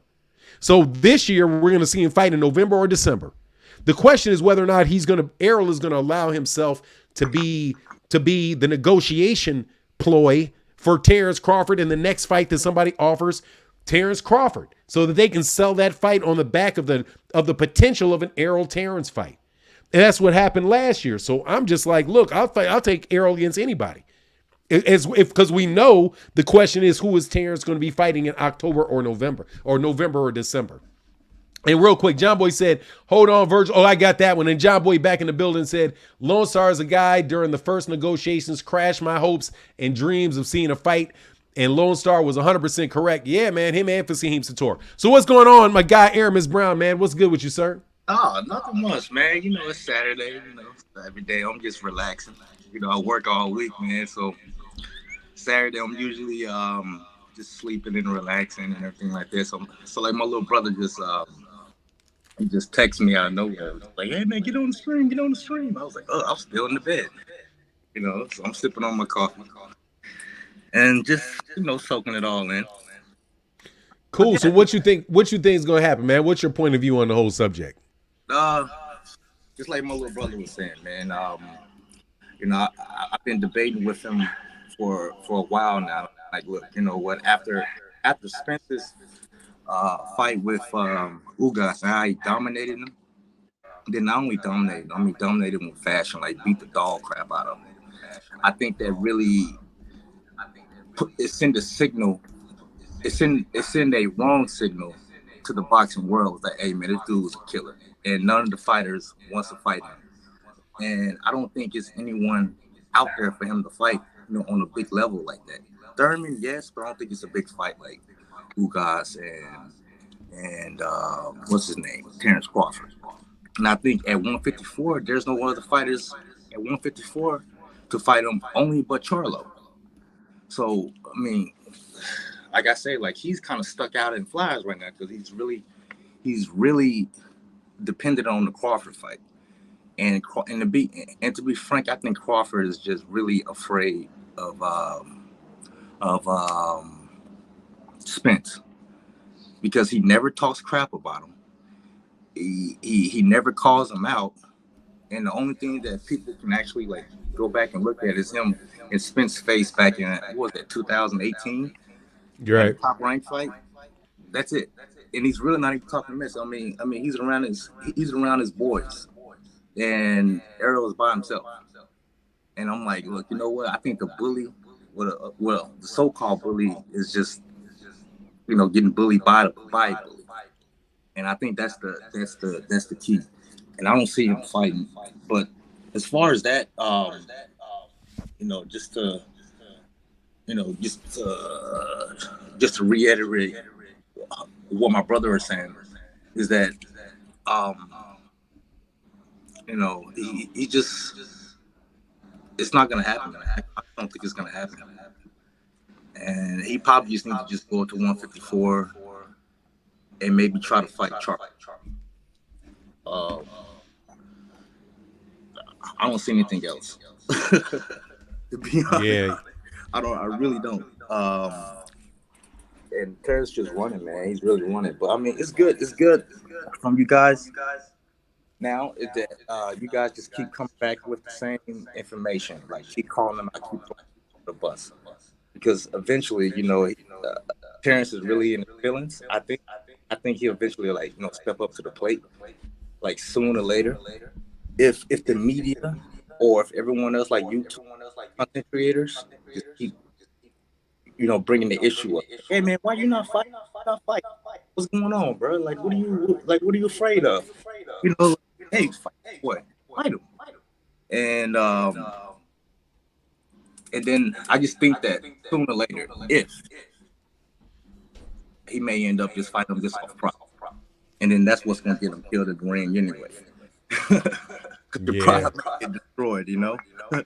Yes, sir. I hope so, man. Well, man, I appreciate you, brother. Thank you, Aaron. I got one more guy right. What'd you say?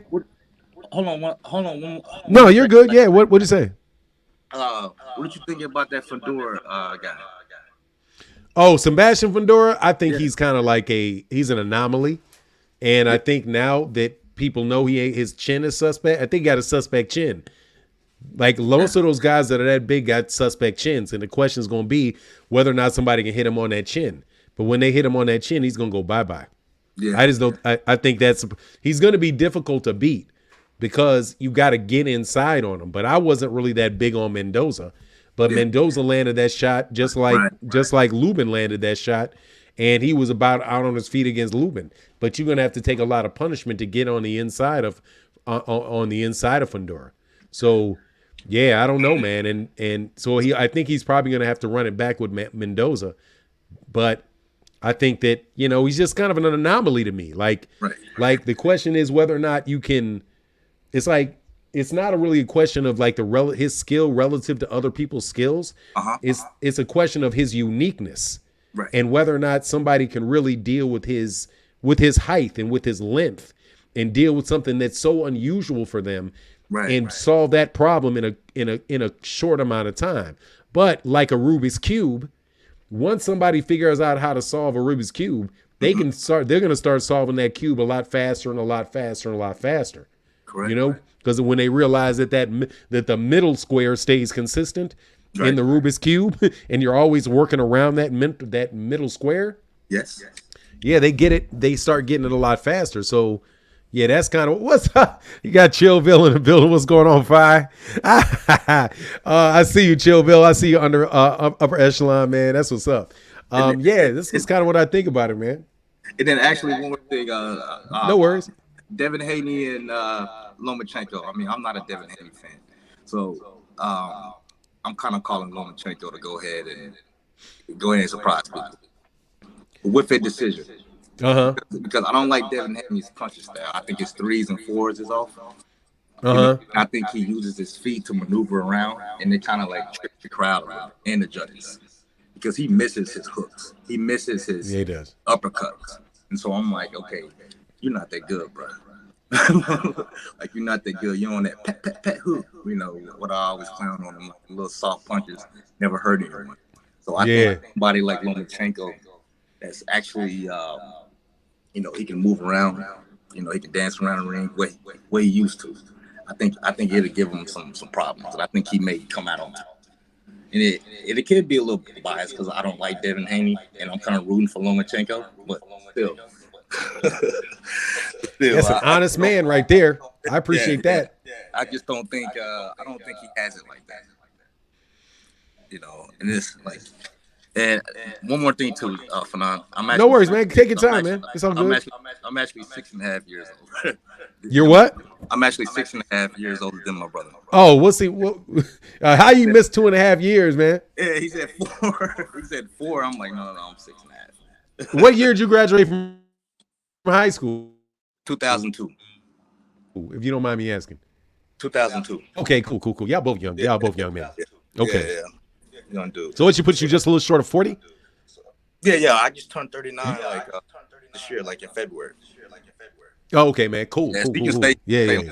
I always tell people, look, 39, you say I'm 40.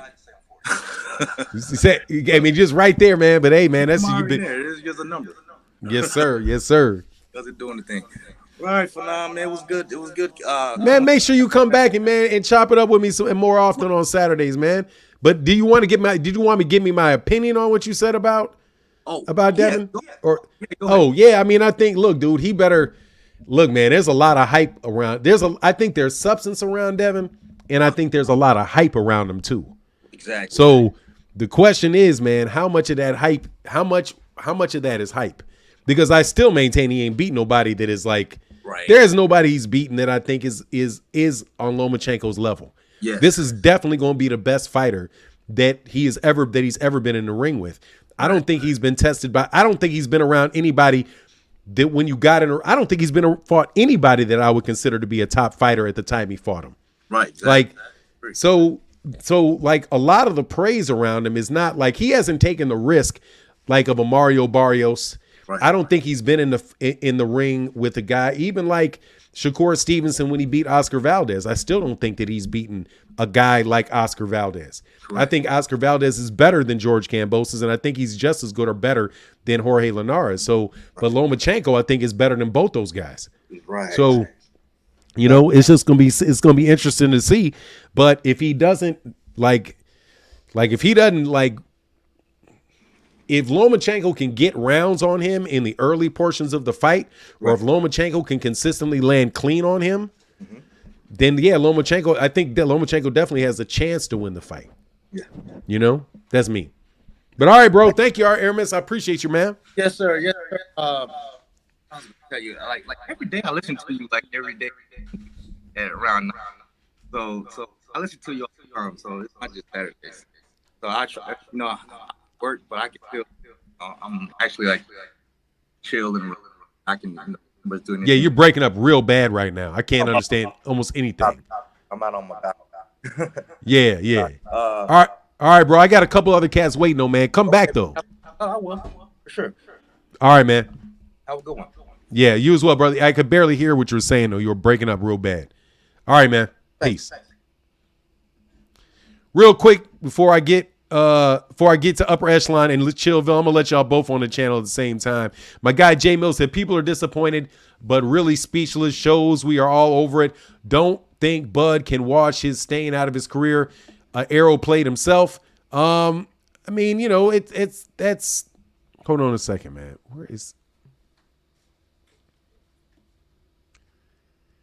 Where did that go?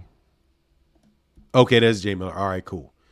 Yeah, I mean, I don't think he played himself. He could play himself if it happens again. He will definitely have played himself if he keeps talking to Terrence and then Terrence jumps out and takes another fight, then he played himself. No joke, because he got everybody and their mama screaming, "Dog, this dude don't want to fight." John Boy said Loma gonna tax that soft Haney. He does own the most KOs in boxing. More people in the world fall asleep during both cams.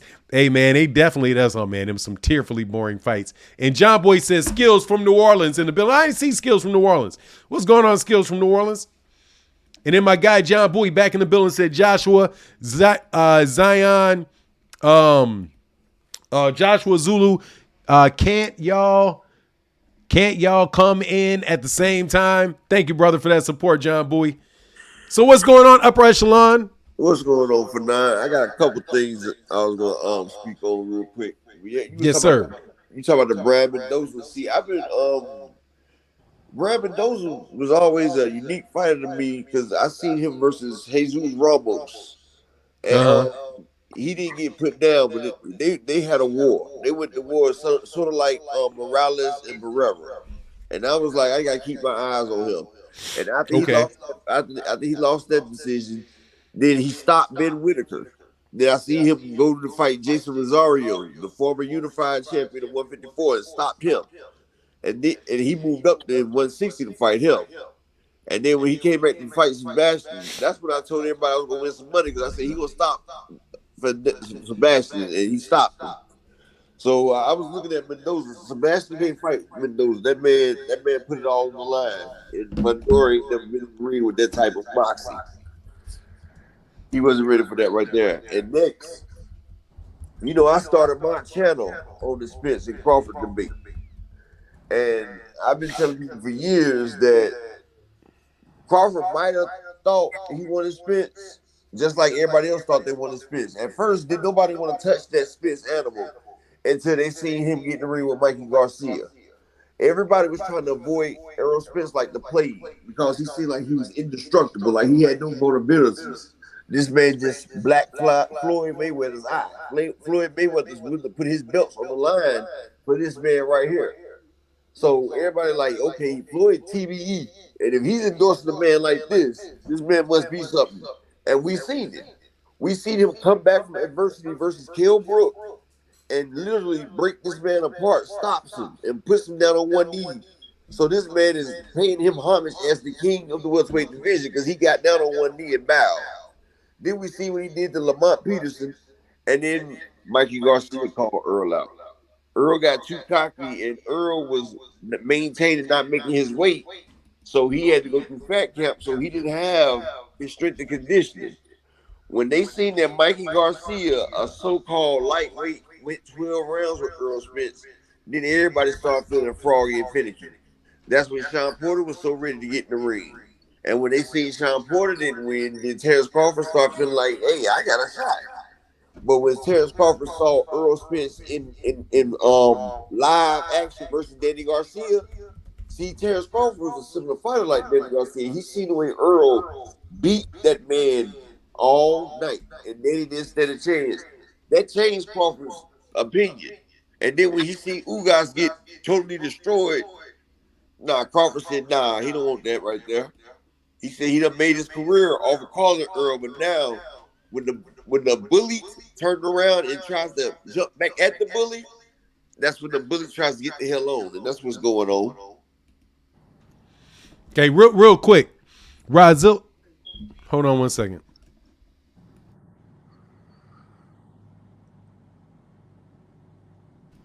Real quick, Razil Jones said, you calling the fight tonight for now? Probably, man. I probably will kick it with y'all tonight, man. I ain't got nothing to do. And my guy, Skills from New Orleans, said, you see me now, salute to the high. Oh, I saw, yeah, man. Now I see you. I didn't see you before. That big bright, thank you very much. Definitely helped me see you a little better, brother. Thank you, man. And so my guy in the super chat, in the Cash App, Tony said, Bud is petrified of Spence. Salute to the Lakers. Much love in that Cash App, brother. Thank you so much for your support, man. And hold on one second. Let me go back over here. And my guy DH in the building said, to my brother Fanon and John Boy in the chat, thank you so much for that support, man. Absolutely means a ton. That's my guy DH right there, brother. Thank you. And Skills from New Orleans said, salute. I don't know what the pounds, money, slapping somebody. You see me now? I see you, brother. Can you see me now, King? Yes, sir. Salute at the highest level. Yeah, good point. I like that, man. That was a good point. That was a good observation you made there, upper echelon. What you got to say about that, Chillville? And by the way, BG Fall 89, brother. Nice to finally put a face to a name, bro. All right, Spring 96 Beta Talk. That's what's up. So, man, I'm trying my best not to give up on Crawford. But, man, it's looking bad. His demeanor seemed like it's changed. And I actually just think he don't want to hear backlash if he was to get beat. I still think he would dominate Spence because of his skills and all the things that he can do. I think Crawford is worried about Earl's punch per round. I think Crawford will have trouble with Earl throwing 80 punches around. I really think that, and I think that's where Crawford is a little afraid. If Crawford doesn't take this fight this summer with Spence, it won't bother me. But the thing that will turn me off is Crawford if he does not fight a meaningful fight after Spence. He could fight Keith Thurman. He get beat. He could fight Keith Thurman. Who get beat? Crawford get beat by Thurman? I think Thurman would beat Crawford. Honestly, I don't see Crawford as this world beater that everybody think. Real quick. Hold on. Upper echelon. Hold on. Let Chillville complete his thought, and then we'll come back to that. I didn't mean to interrupt. Okay. Chillville. I know. Yeah, I think, and if Crawford doesn't fight a meaningful fight after he probably won't take the fight with Spence, then I'm really gonna be done with him. That'll let me know that he's really everything that Bob Arum said was true, and that's just a bad feeling. So that's it. Okay, what were you saying, upper echelon? I said I haven't seen Crawford in a meaningful fight. Like I said, I've done broke down Crawford and Spence, all that. I think Keith Thurman is a more rounded, complete fighter than Terrence Crawford is. Actually, he's done been in the wars, and he actually hits with both hands with power. Keith Thurman also does. Crawford, he puts his right hand first when he's in southpaw. He's not really a southpaw. He's right hand dominant. That way, he makes his right hand quicker to get to the the quickest point from A to Z is a straight line. So I mean, it's a crafty move because I used to box. It's crafty to put your strong hand dominant so you can get off of it faster. As a person throwing their weaker, more dominant hand, yours will come faster and have more intent toward it. But if you notice, Crawford has been played by smaller fighters. Every fighter that Crawford has fought coming up, he was always a lot heavier than them fight night, like David is on his fighters. Crawford was from 135 up to 147. Until he got to 147, he was at least 15 to 20 pounds heavier than each fighter. Hank Lundy was giving him the business for the first 2 rounds until Crawford started leaning on him with that weight. If you go back and watch it, Hank Lundy was beating him from pillar to post. He was switching up. Hank Lundy was switching southpaw to orthodox and giving it to Crawford. And if you notice, Kell Brook at 147, even though Wash Kell Brook has an extensive jab, his jab, slow Crawford eye and around. Errol Spence jab is way better than Kell Brook's. Jose Benavidez with one leg took Crawford to deep waters, 12 rounds. Without that injury, he beats Crawford. That's what I'm saying. Keith Thurman is a much better athlete. Crawford has picked and choose his fights coming through the ranks, and we've saluted him for now. No 50-50 fights. I think the best fighter he's fought is at least a B- level. He hasn't fought no B+ fighters. So you can't tell how great you really is until you put yourself against greatness. And we seen Mean Machine was able to drop him. Gamboa was able to hit him, and these are smaller guys. We've not seen him go against a big puncher at his weight. Like, we haven't seen that. He's been going against mediocre punchers, and because Sean Porter ain't no world beater. He's not no puncher. We have not seen Crawford in there with anybody that's considered dangerous punching. Okay. Yeah, go ahead. You got something on that, Chillville? Keith Thurman will stop. Terrence Crawford will stop Keith. Yeah. And Boy was unbeaten when he fought Crawford. When you're boxing, things happen. You're gonna get hit. So everything you through, but the end result is stopped him. And when people sign contracts, they knew it was Crawford was stopped. We can say come with what, that's fine. Hey, people make excuses about every fight. And this is the thing I'm hearing. This person watched. Something wrong with that. Something wrong with that.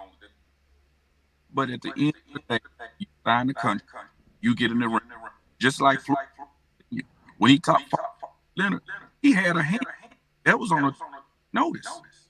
So if Floyd Mayweather wasn't messed up and he had a full charge, because Floyd Mayweather gave a bunch of problems.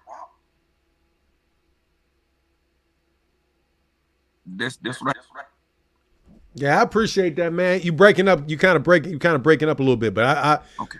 Yeah, I'll definitely, let me repeat that just for some people that may have missed what he's saying. He's like, basically, and correct me if I'm wrong, Steph Brown, real quick. Oh man, I got the highest level of respect for Chillville. He a Bud fan and he stands on the square, but he will call Bud a duck. So much respect. Yeah, man, Chillville a good dude, brother. That's what noobs tend to be, man. We don't live in, ain't living in fantasy land about it. Nah. You know? Nah, ain't landed. But basically what Chillville was saying, or I'll try to summarize the point, because I thought it was, I think that is true. That hindsight is always 20/20 with particular fights. And the fact at the end of the day, Terrence Crawford beat all those dudes and wound up winning all of those fights. So like for me, I can see the point. I can see what Upper Echelon is saying, because like I do think with Terrence Crawford that there definitely is question mark on him in that scenario, because it's not somebody like, it's not like, I'm not a big fan of Tyson Fury. Like, not a big fan of Tyson Fury, but Tyson Fury has proved himself more at heavyweight. proved himself more in his career than Terrence Crawford has. Yeah. Because at a young age, he beat Vladimir Klitschko, and when he stepped up and he fought against Deontay Wilder in the second and third fights, no matter how you think those things may have actually taken place, he wound up. You know that he is a dangerous fighter that can win that level of fight.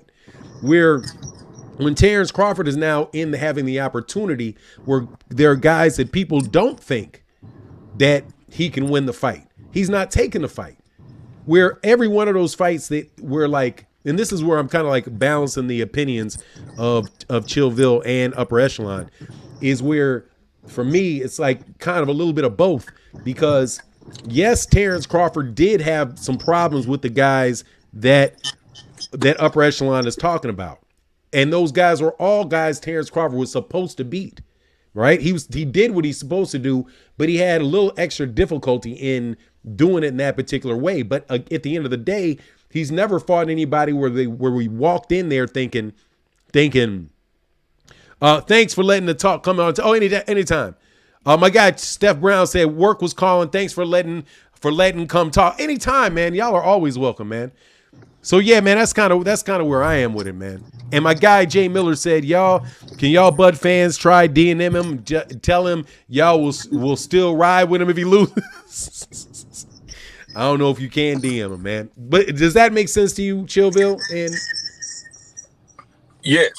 Everything you said is correct, and I understand exactly what you're saying, and everything you said is true. Yeah. Cool. Man.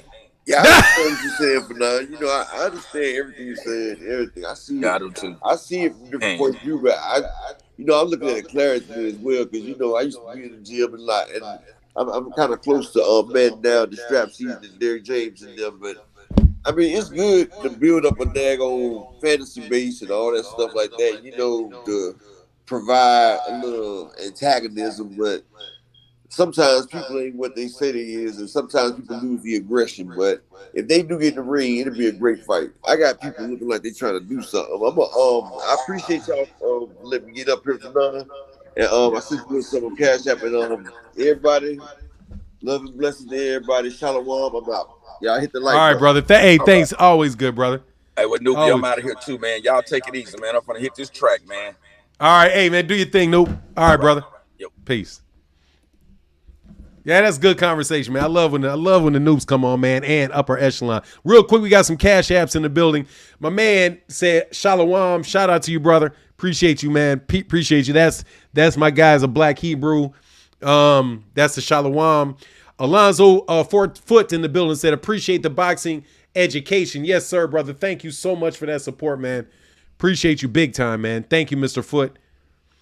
And one more again. Hold on a second. For my guy, Zion Zulu Lion in the building. Thank you, brother. Spence, been preparing for Bud. Salute. Yeah, man, he has. That'd be a great fight, man. Errol I'm telling you, Errol gonna probably stop him, though. The way that he behaves it's a stoppage. It's the way Errol looks, it's a stoppage. That's just a tough style of fighter to fight, man. That's a different animal, and it's a dude that's not scared. Never thought I'd say that because I was a huge, what does Zenith 360 say? I got to back up on Zenith 360. And shout out to Zenith 360, who's always a big supporter of the channel. Where'd you go, Zenith? What kind? Hey, you got to put that again. Never thought I'd say that because I was a huge Bud supporter, but rewarding trash behavior creates more of it. Yeah, pretty much, man. Like, I mean, Bud is a genius duck, man. The man can fight. I only call him a kid, but man, the man can fight, man. The man can fight. But at the end of the day, man, it really is time for Errol to just go ahead and do what Errol got to do, man. You know what I mean? It's time for Errol to do what Errol got to do, bro. Spence came out and said, okay, that's that dude. What's his name? My bad. All right, I'm going to put a link on because this is Saturday. Anybody else want to jump on and chop it up? I don't care. As long as you're not a super troll, we can do it. We're going to be here we got a little bit more time in the show. And I definitely want to keep people an opportunity to talk, man. It's been fun. Rodzilla Jones said, 36 months, 36 in a few months. Bud, better get it. Stop being cat. And we know you ain't calling by a cat. You calling by the P word. But I would not call Terrence Crawford that. I'm like, I don't ever want to get outside of myself on that stuff. If you ever catch me getting outside of my stuff, please let me know, bro. Jay Miller in the building. Thank you, brother. Said, Mr. Blackwell, you know well, Bud here's what us lowly folk got to say. Yeah, of course they do. They listen to this. Of course they do. Yeah, of course they do. And I'm sure they listen to all of these guys, listen to all of this stuff. But dude, this is the facts. This is what people are thinking. Just so you know. Like, you can say that I'm hating and I'm a this and I'm a that, dog. But look, man, I'm letting people on the channel so you can hear what other people have to say. I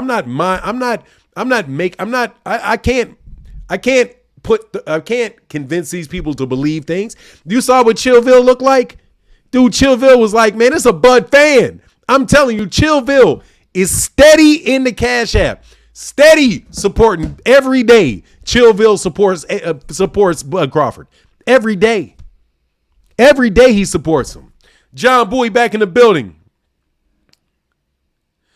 Said time stands still for no one, especially Spence. Now you're 33 and you wasted 2 years of your prime waiting on Bud. Please get your bread while it's there. Yeah, you got to get your money, dog. You got to get your money, man. You got to go stack that. You got to stack that 15, 20 million you can get, dog. You got to grab that 20 million, dog. Yeah, like that ain't nothing but the truth, man. Kamal Oz in the building said, thoughts on Froch saying Wilder KOs AJ in 1 round? I think the same thing. High likelihood of that. High likelihood of that. A very high likelihood of that. A very high likelihood of that. The highest he's going to absolutely decapitate that man. He's going to absolutely decapitate that man. I wouldn't be surprised if he just runs out there and gets him out of there.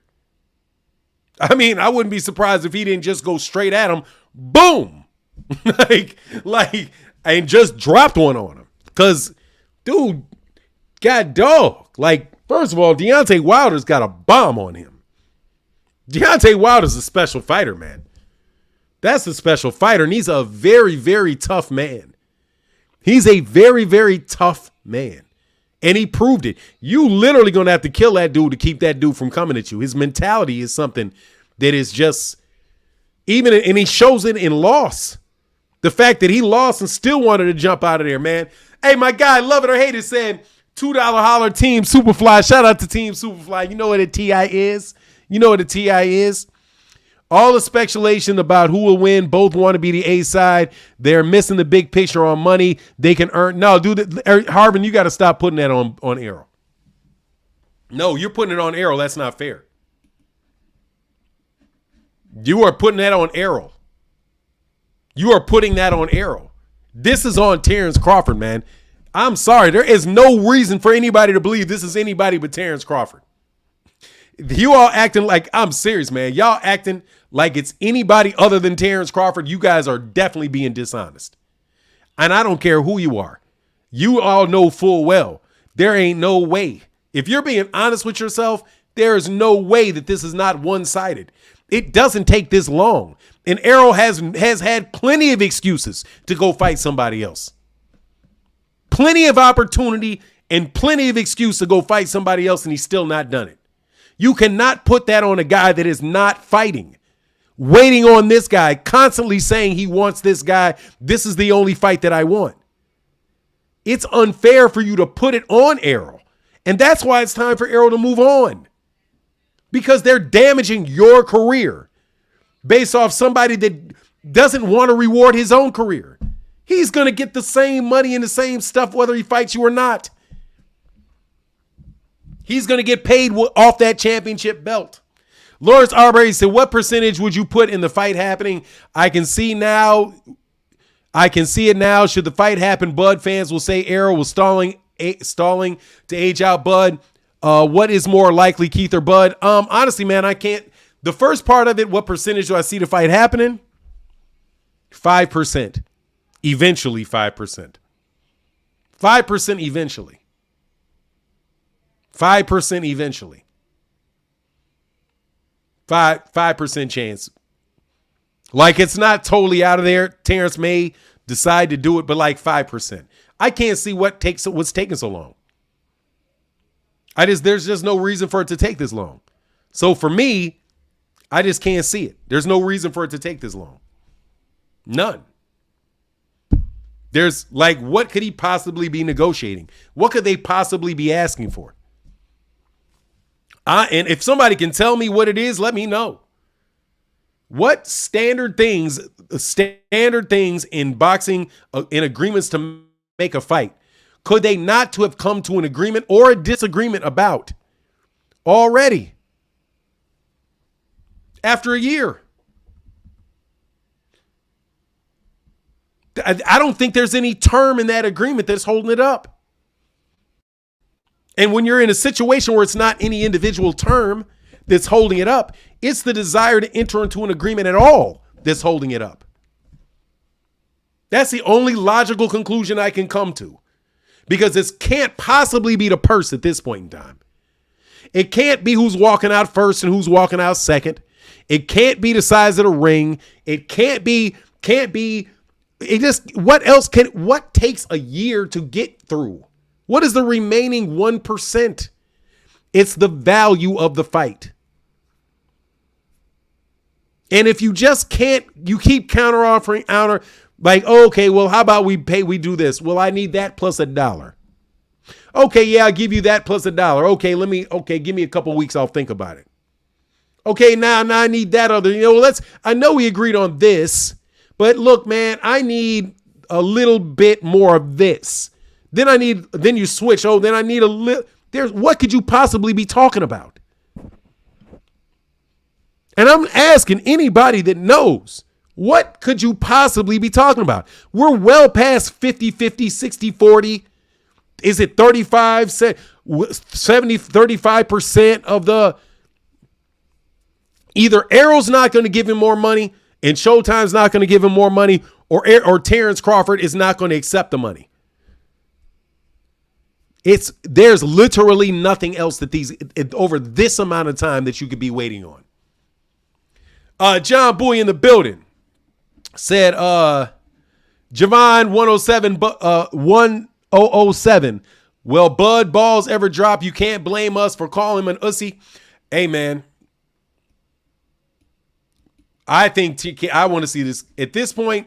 I most definitely want to see this fight with Keith Thurman or anybody else. If he doesn't want to fight Keith Thurman, so be it. Anybody else, for either one of them.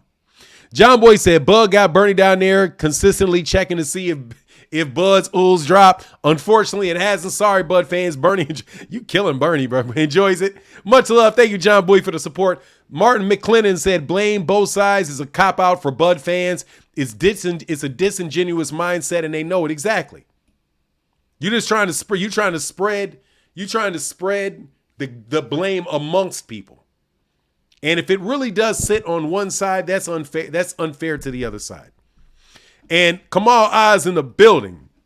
He said, BoxRec said Clanejo is the #1 middleweight of all time. That's insane. He loses outright to the second through 6th on their list and ducks 8 and 11. Corporate media is a joke. That's not even corporate media, though, Kamal Oz. That is an algorithm that sucks. That's not corporate media, brother. That is an algorithm that sucks. Man, huge in the Cash App. My man Vincent said, Bud's my dude. Let's get it. See, I'm trying to tell you, they be supporting you, man. Come on, Bud. You got fans that need you. Do it for the fans' sake. Trying to make sure you all can see that. Much love to my guy Vincent and for that $25 holler, brother. Thank you for that support, bro. That's huge. Thank you, brother. But come on. That's an algorithm. They're not thinking about it. They plug something in.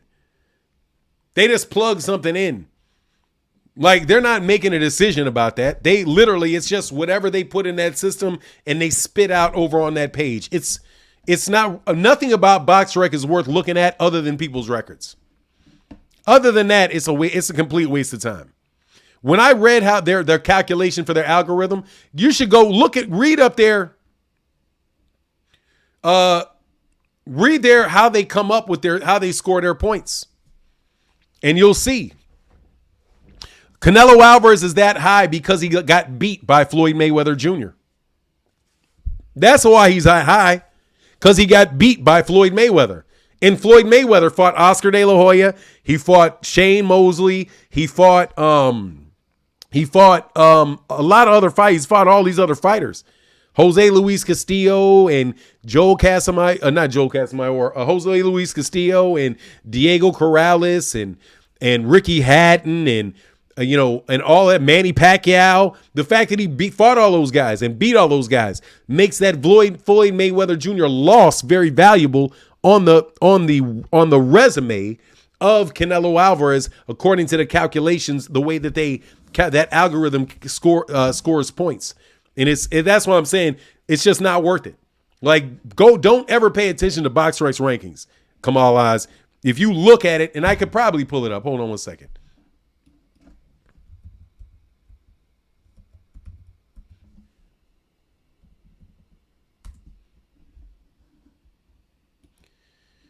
Like, it's a, let me see.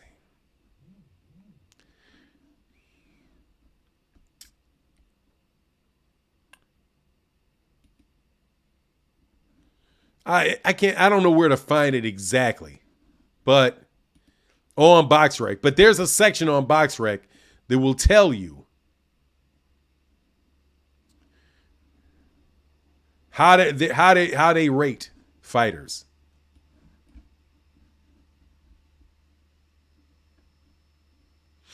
And I don't know where to find it. I looked to see if I could see it real quick, but I couldn't see it.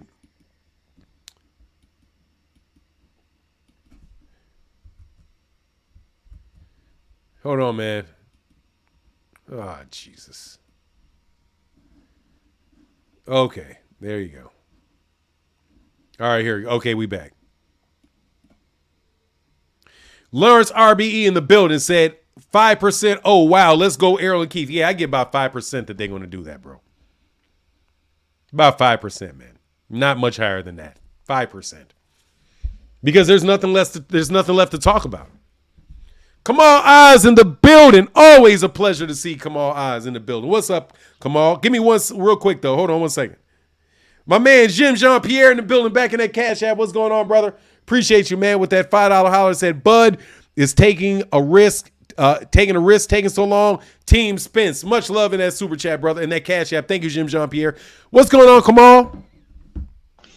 What's up, Fanon? Can you hear me? Man, I can hear you well. Very clear transmission. Okay, I got to say this. I don't agree with Errol necessarily holding up the division for this Bud fight. I know that he's valiant. We all know that he's the one that's always wanted to fight, and Bud's the duck. But you can't punish the other guys who made their way up to the mandatory position because of this guy's stupidity and this guy's arrogance, and this guy being just ridiculous in his demands.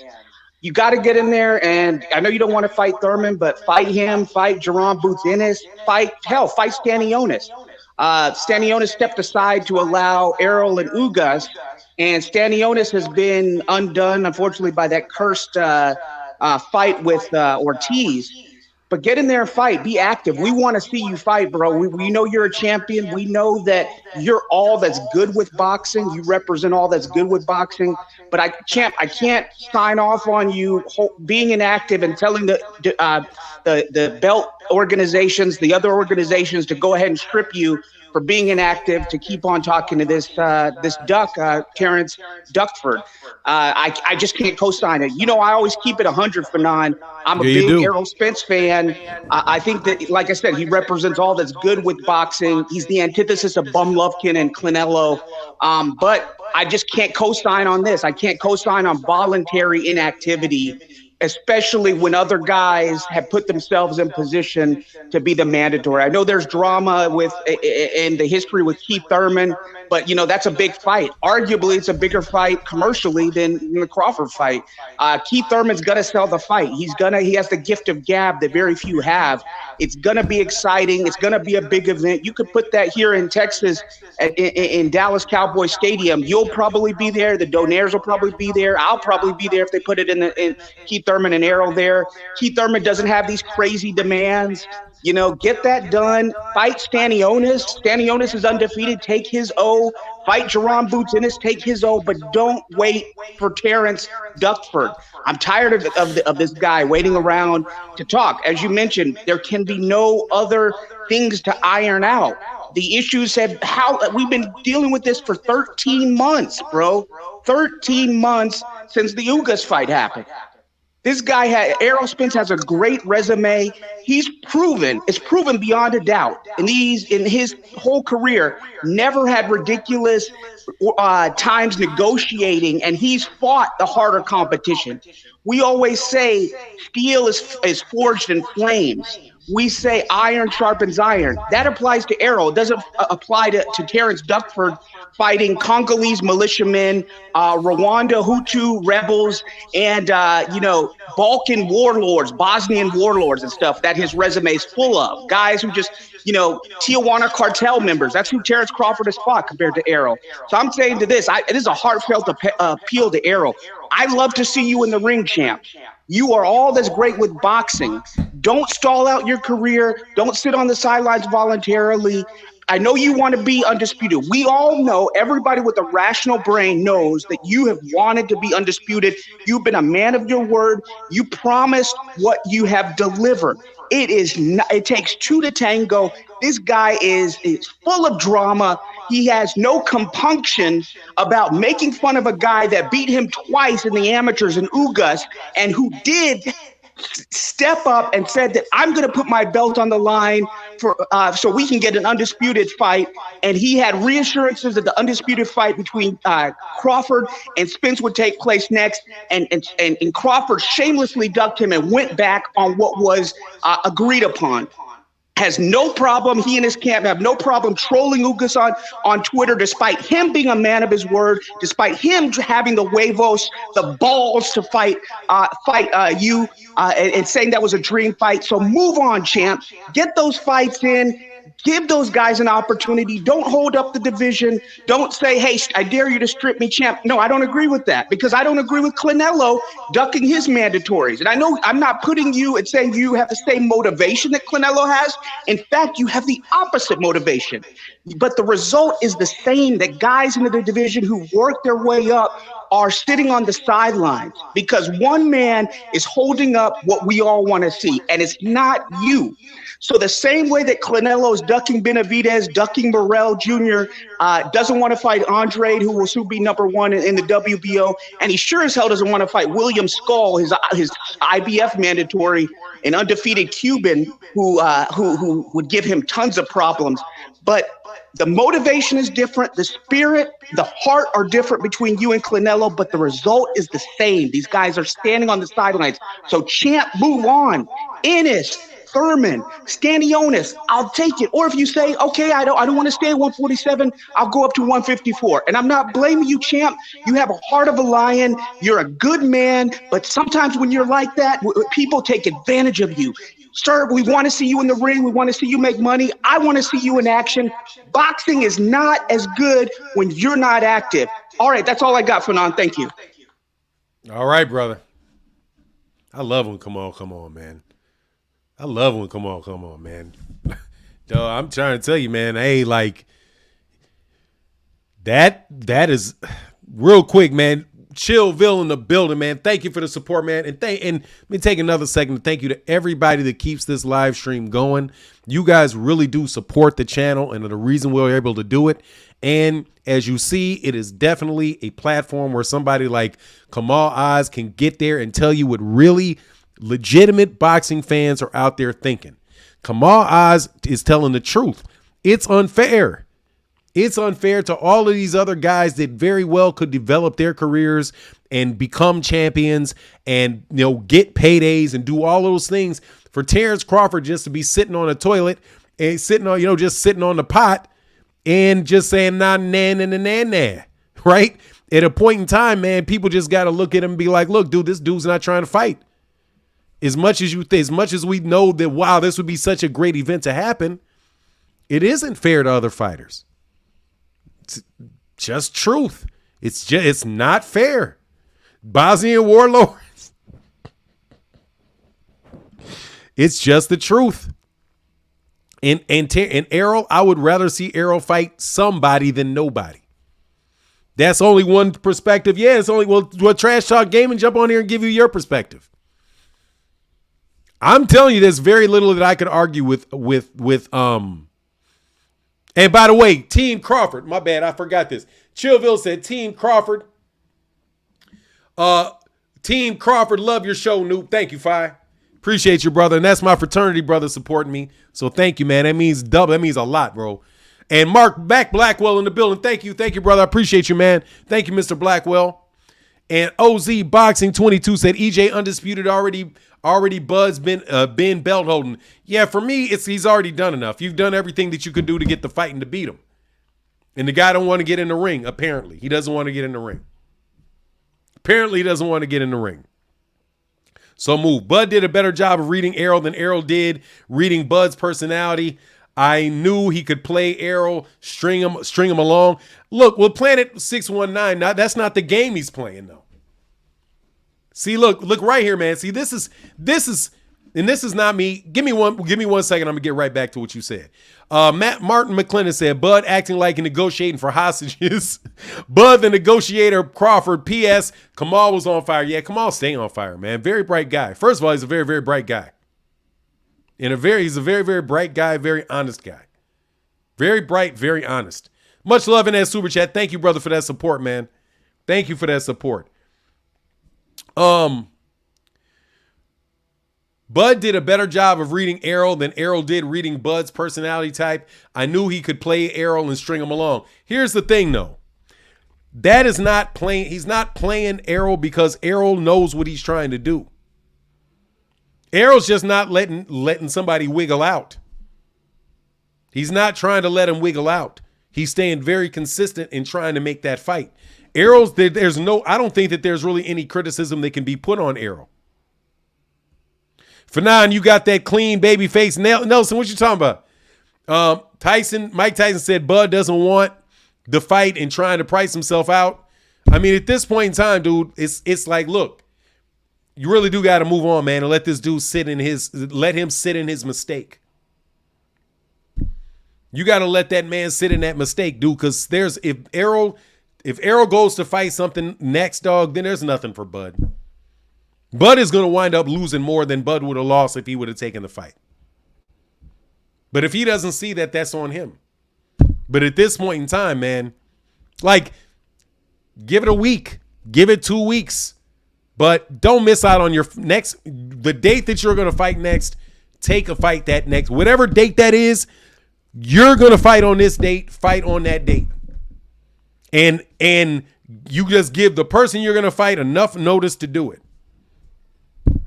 And that's all you owe.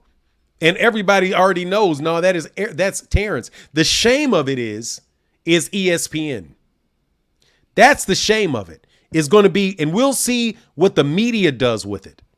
The Max Kellermans, the Tim Bradleys, and I like Andre Ward a lot, and the Andre Wards.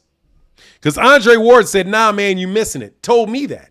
Said, Fanon, you're missing it. And you got to understand, I'm a big fan of Andre Ward's. I'm a big fan of Andre Ward's. I think very highly of Andre Ward.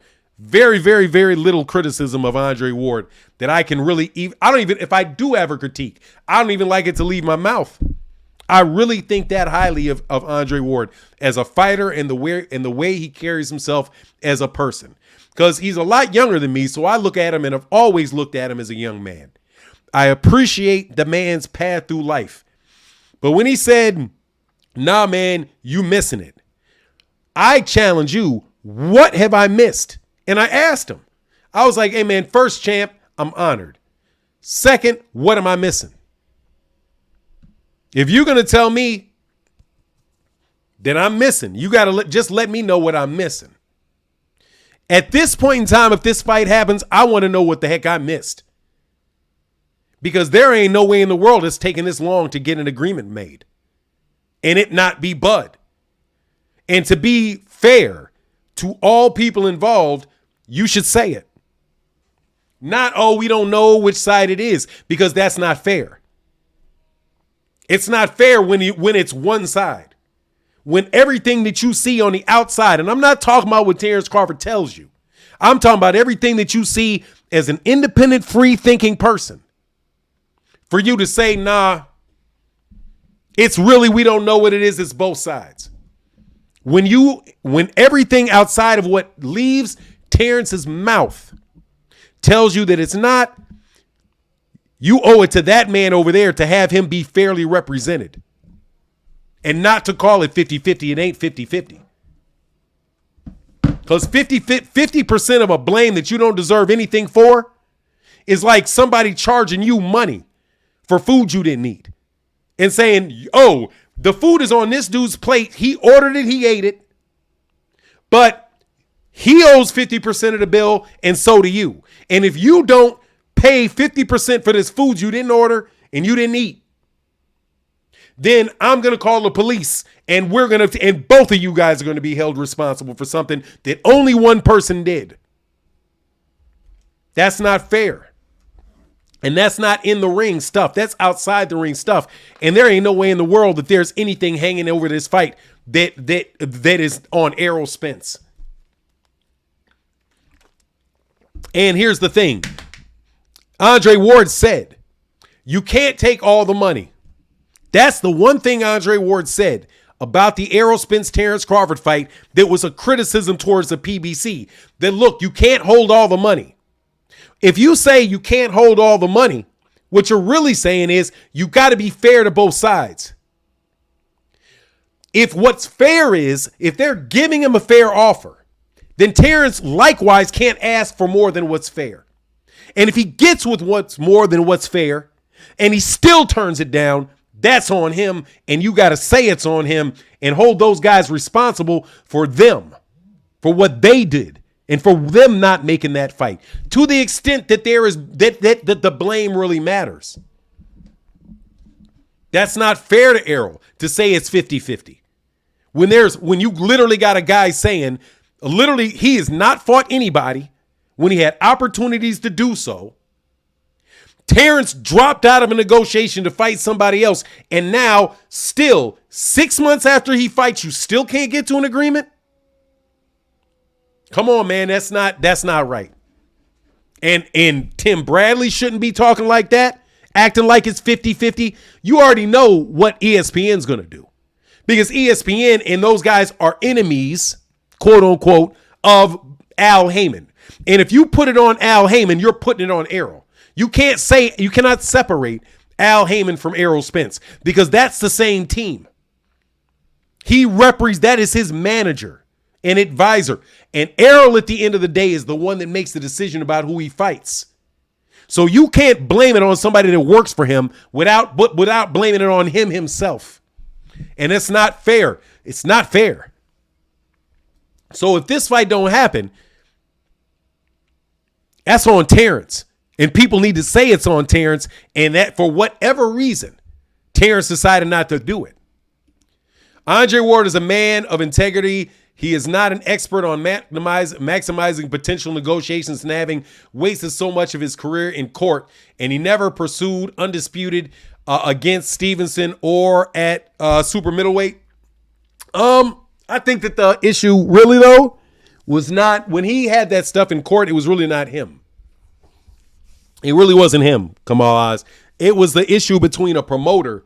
It really was Goosen. It was Goosen trying to stiff.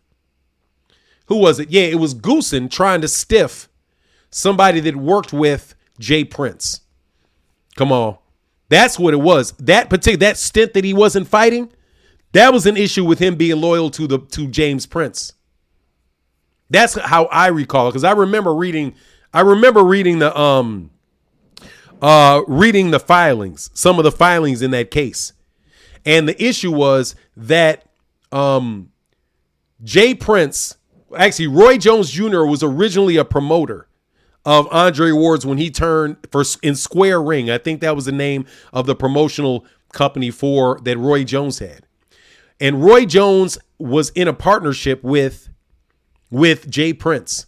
When Roy Jones backed out of being a promoter for Andre Ward and Joe Goosen became the sole promoter, when another promoter, when Andre Ward gave or sold, I don't remember how they transferred it.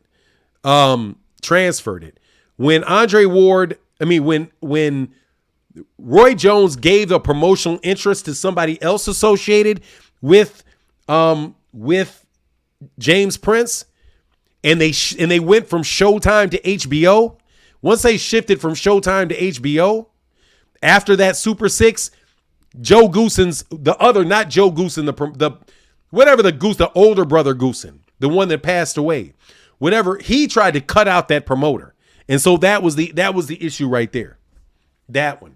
It had less to do with Andre Ward suing somebody as it was the promoter that James Prince and somebody that it appeared to me that he was partnered with, because you can't be a manager and promoter at the same time. So there was another boxing promoter out of Houston that was working with James Prince, and they tried to cut that guy out of the equation.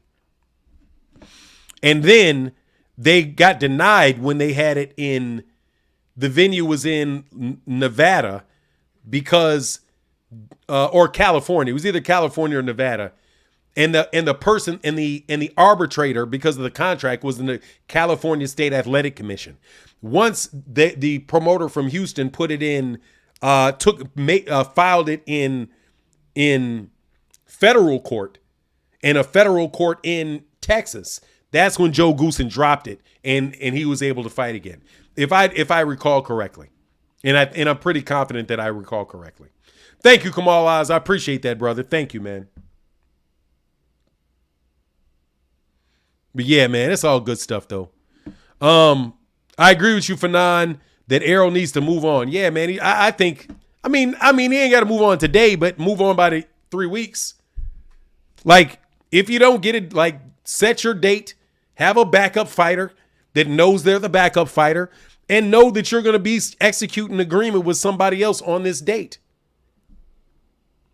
Period. And let it be known. And then, of course, you know what Terrence is going to do. Terrence is going to start leaking a bunch of information about why the fight doesn't take place. And if he starts leaking a bunch of information about why the fight's not taking place, you know that you're going through the same thing over again, because that's what he did last time. Dan Goosen. Thank you, brother. Dan Goosen. Yeah, I'd forgotten. It's Dan. Yeah, Dan Goosen. Fanon, it's sad that they had to go out on old age home to get an opponent for Rolly. Well, you know what it is. Go Rolly. Go Rolly. Go Rolly. I'm riding with Rolly. But look, man, I'm a lifetime fan of Andre Ward. I am. I just was saddened by the fact that the only time he's ever spoken to me was to tell me I'm missing something that I know I'm not missing. Brother, I'm a little bit more experienced than you may give me credit for.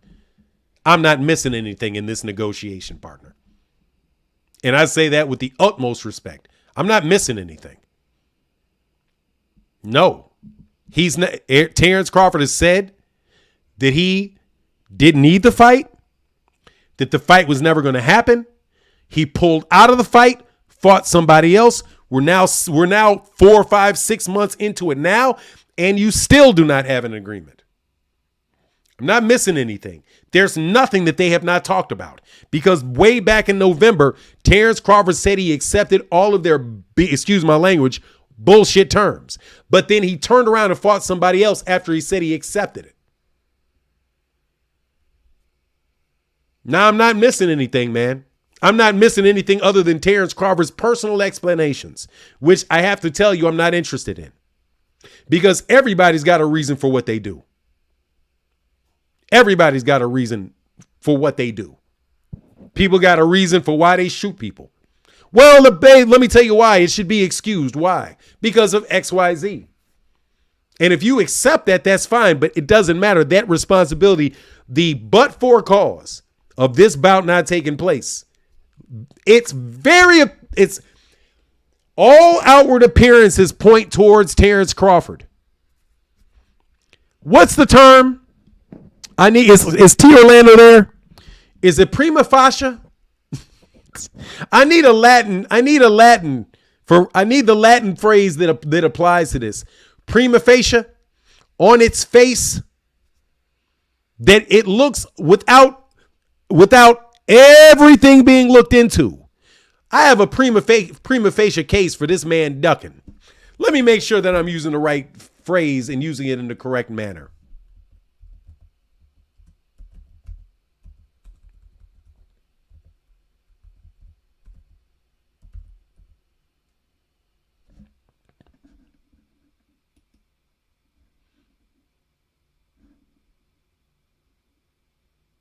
A prima facie case is the establishment of a legally required rebuttable presumption. A prima facie is a cause of action or defense that is sufficiently established by the party's evidence to justify looking into this.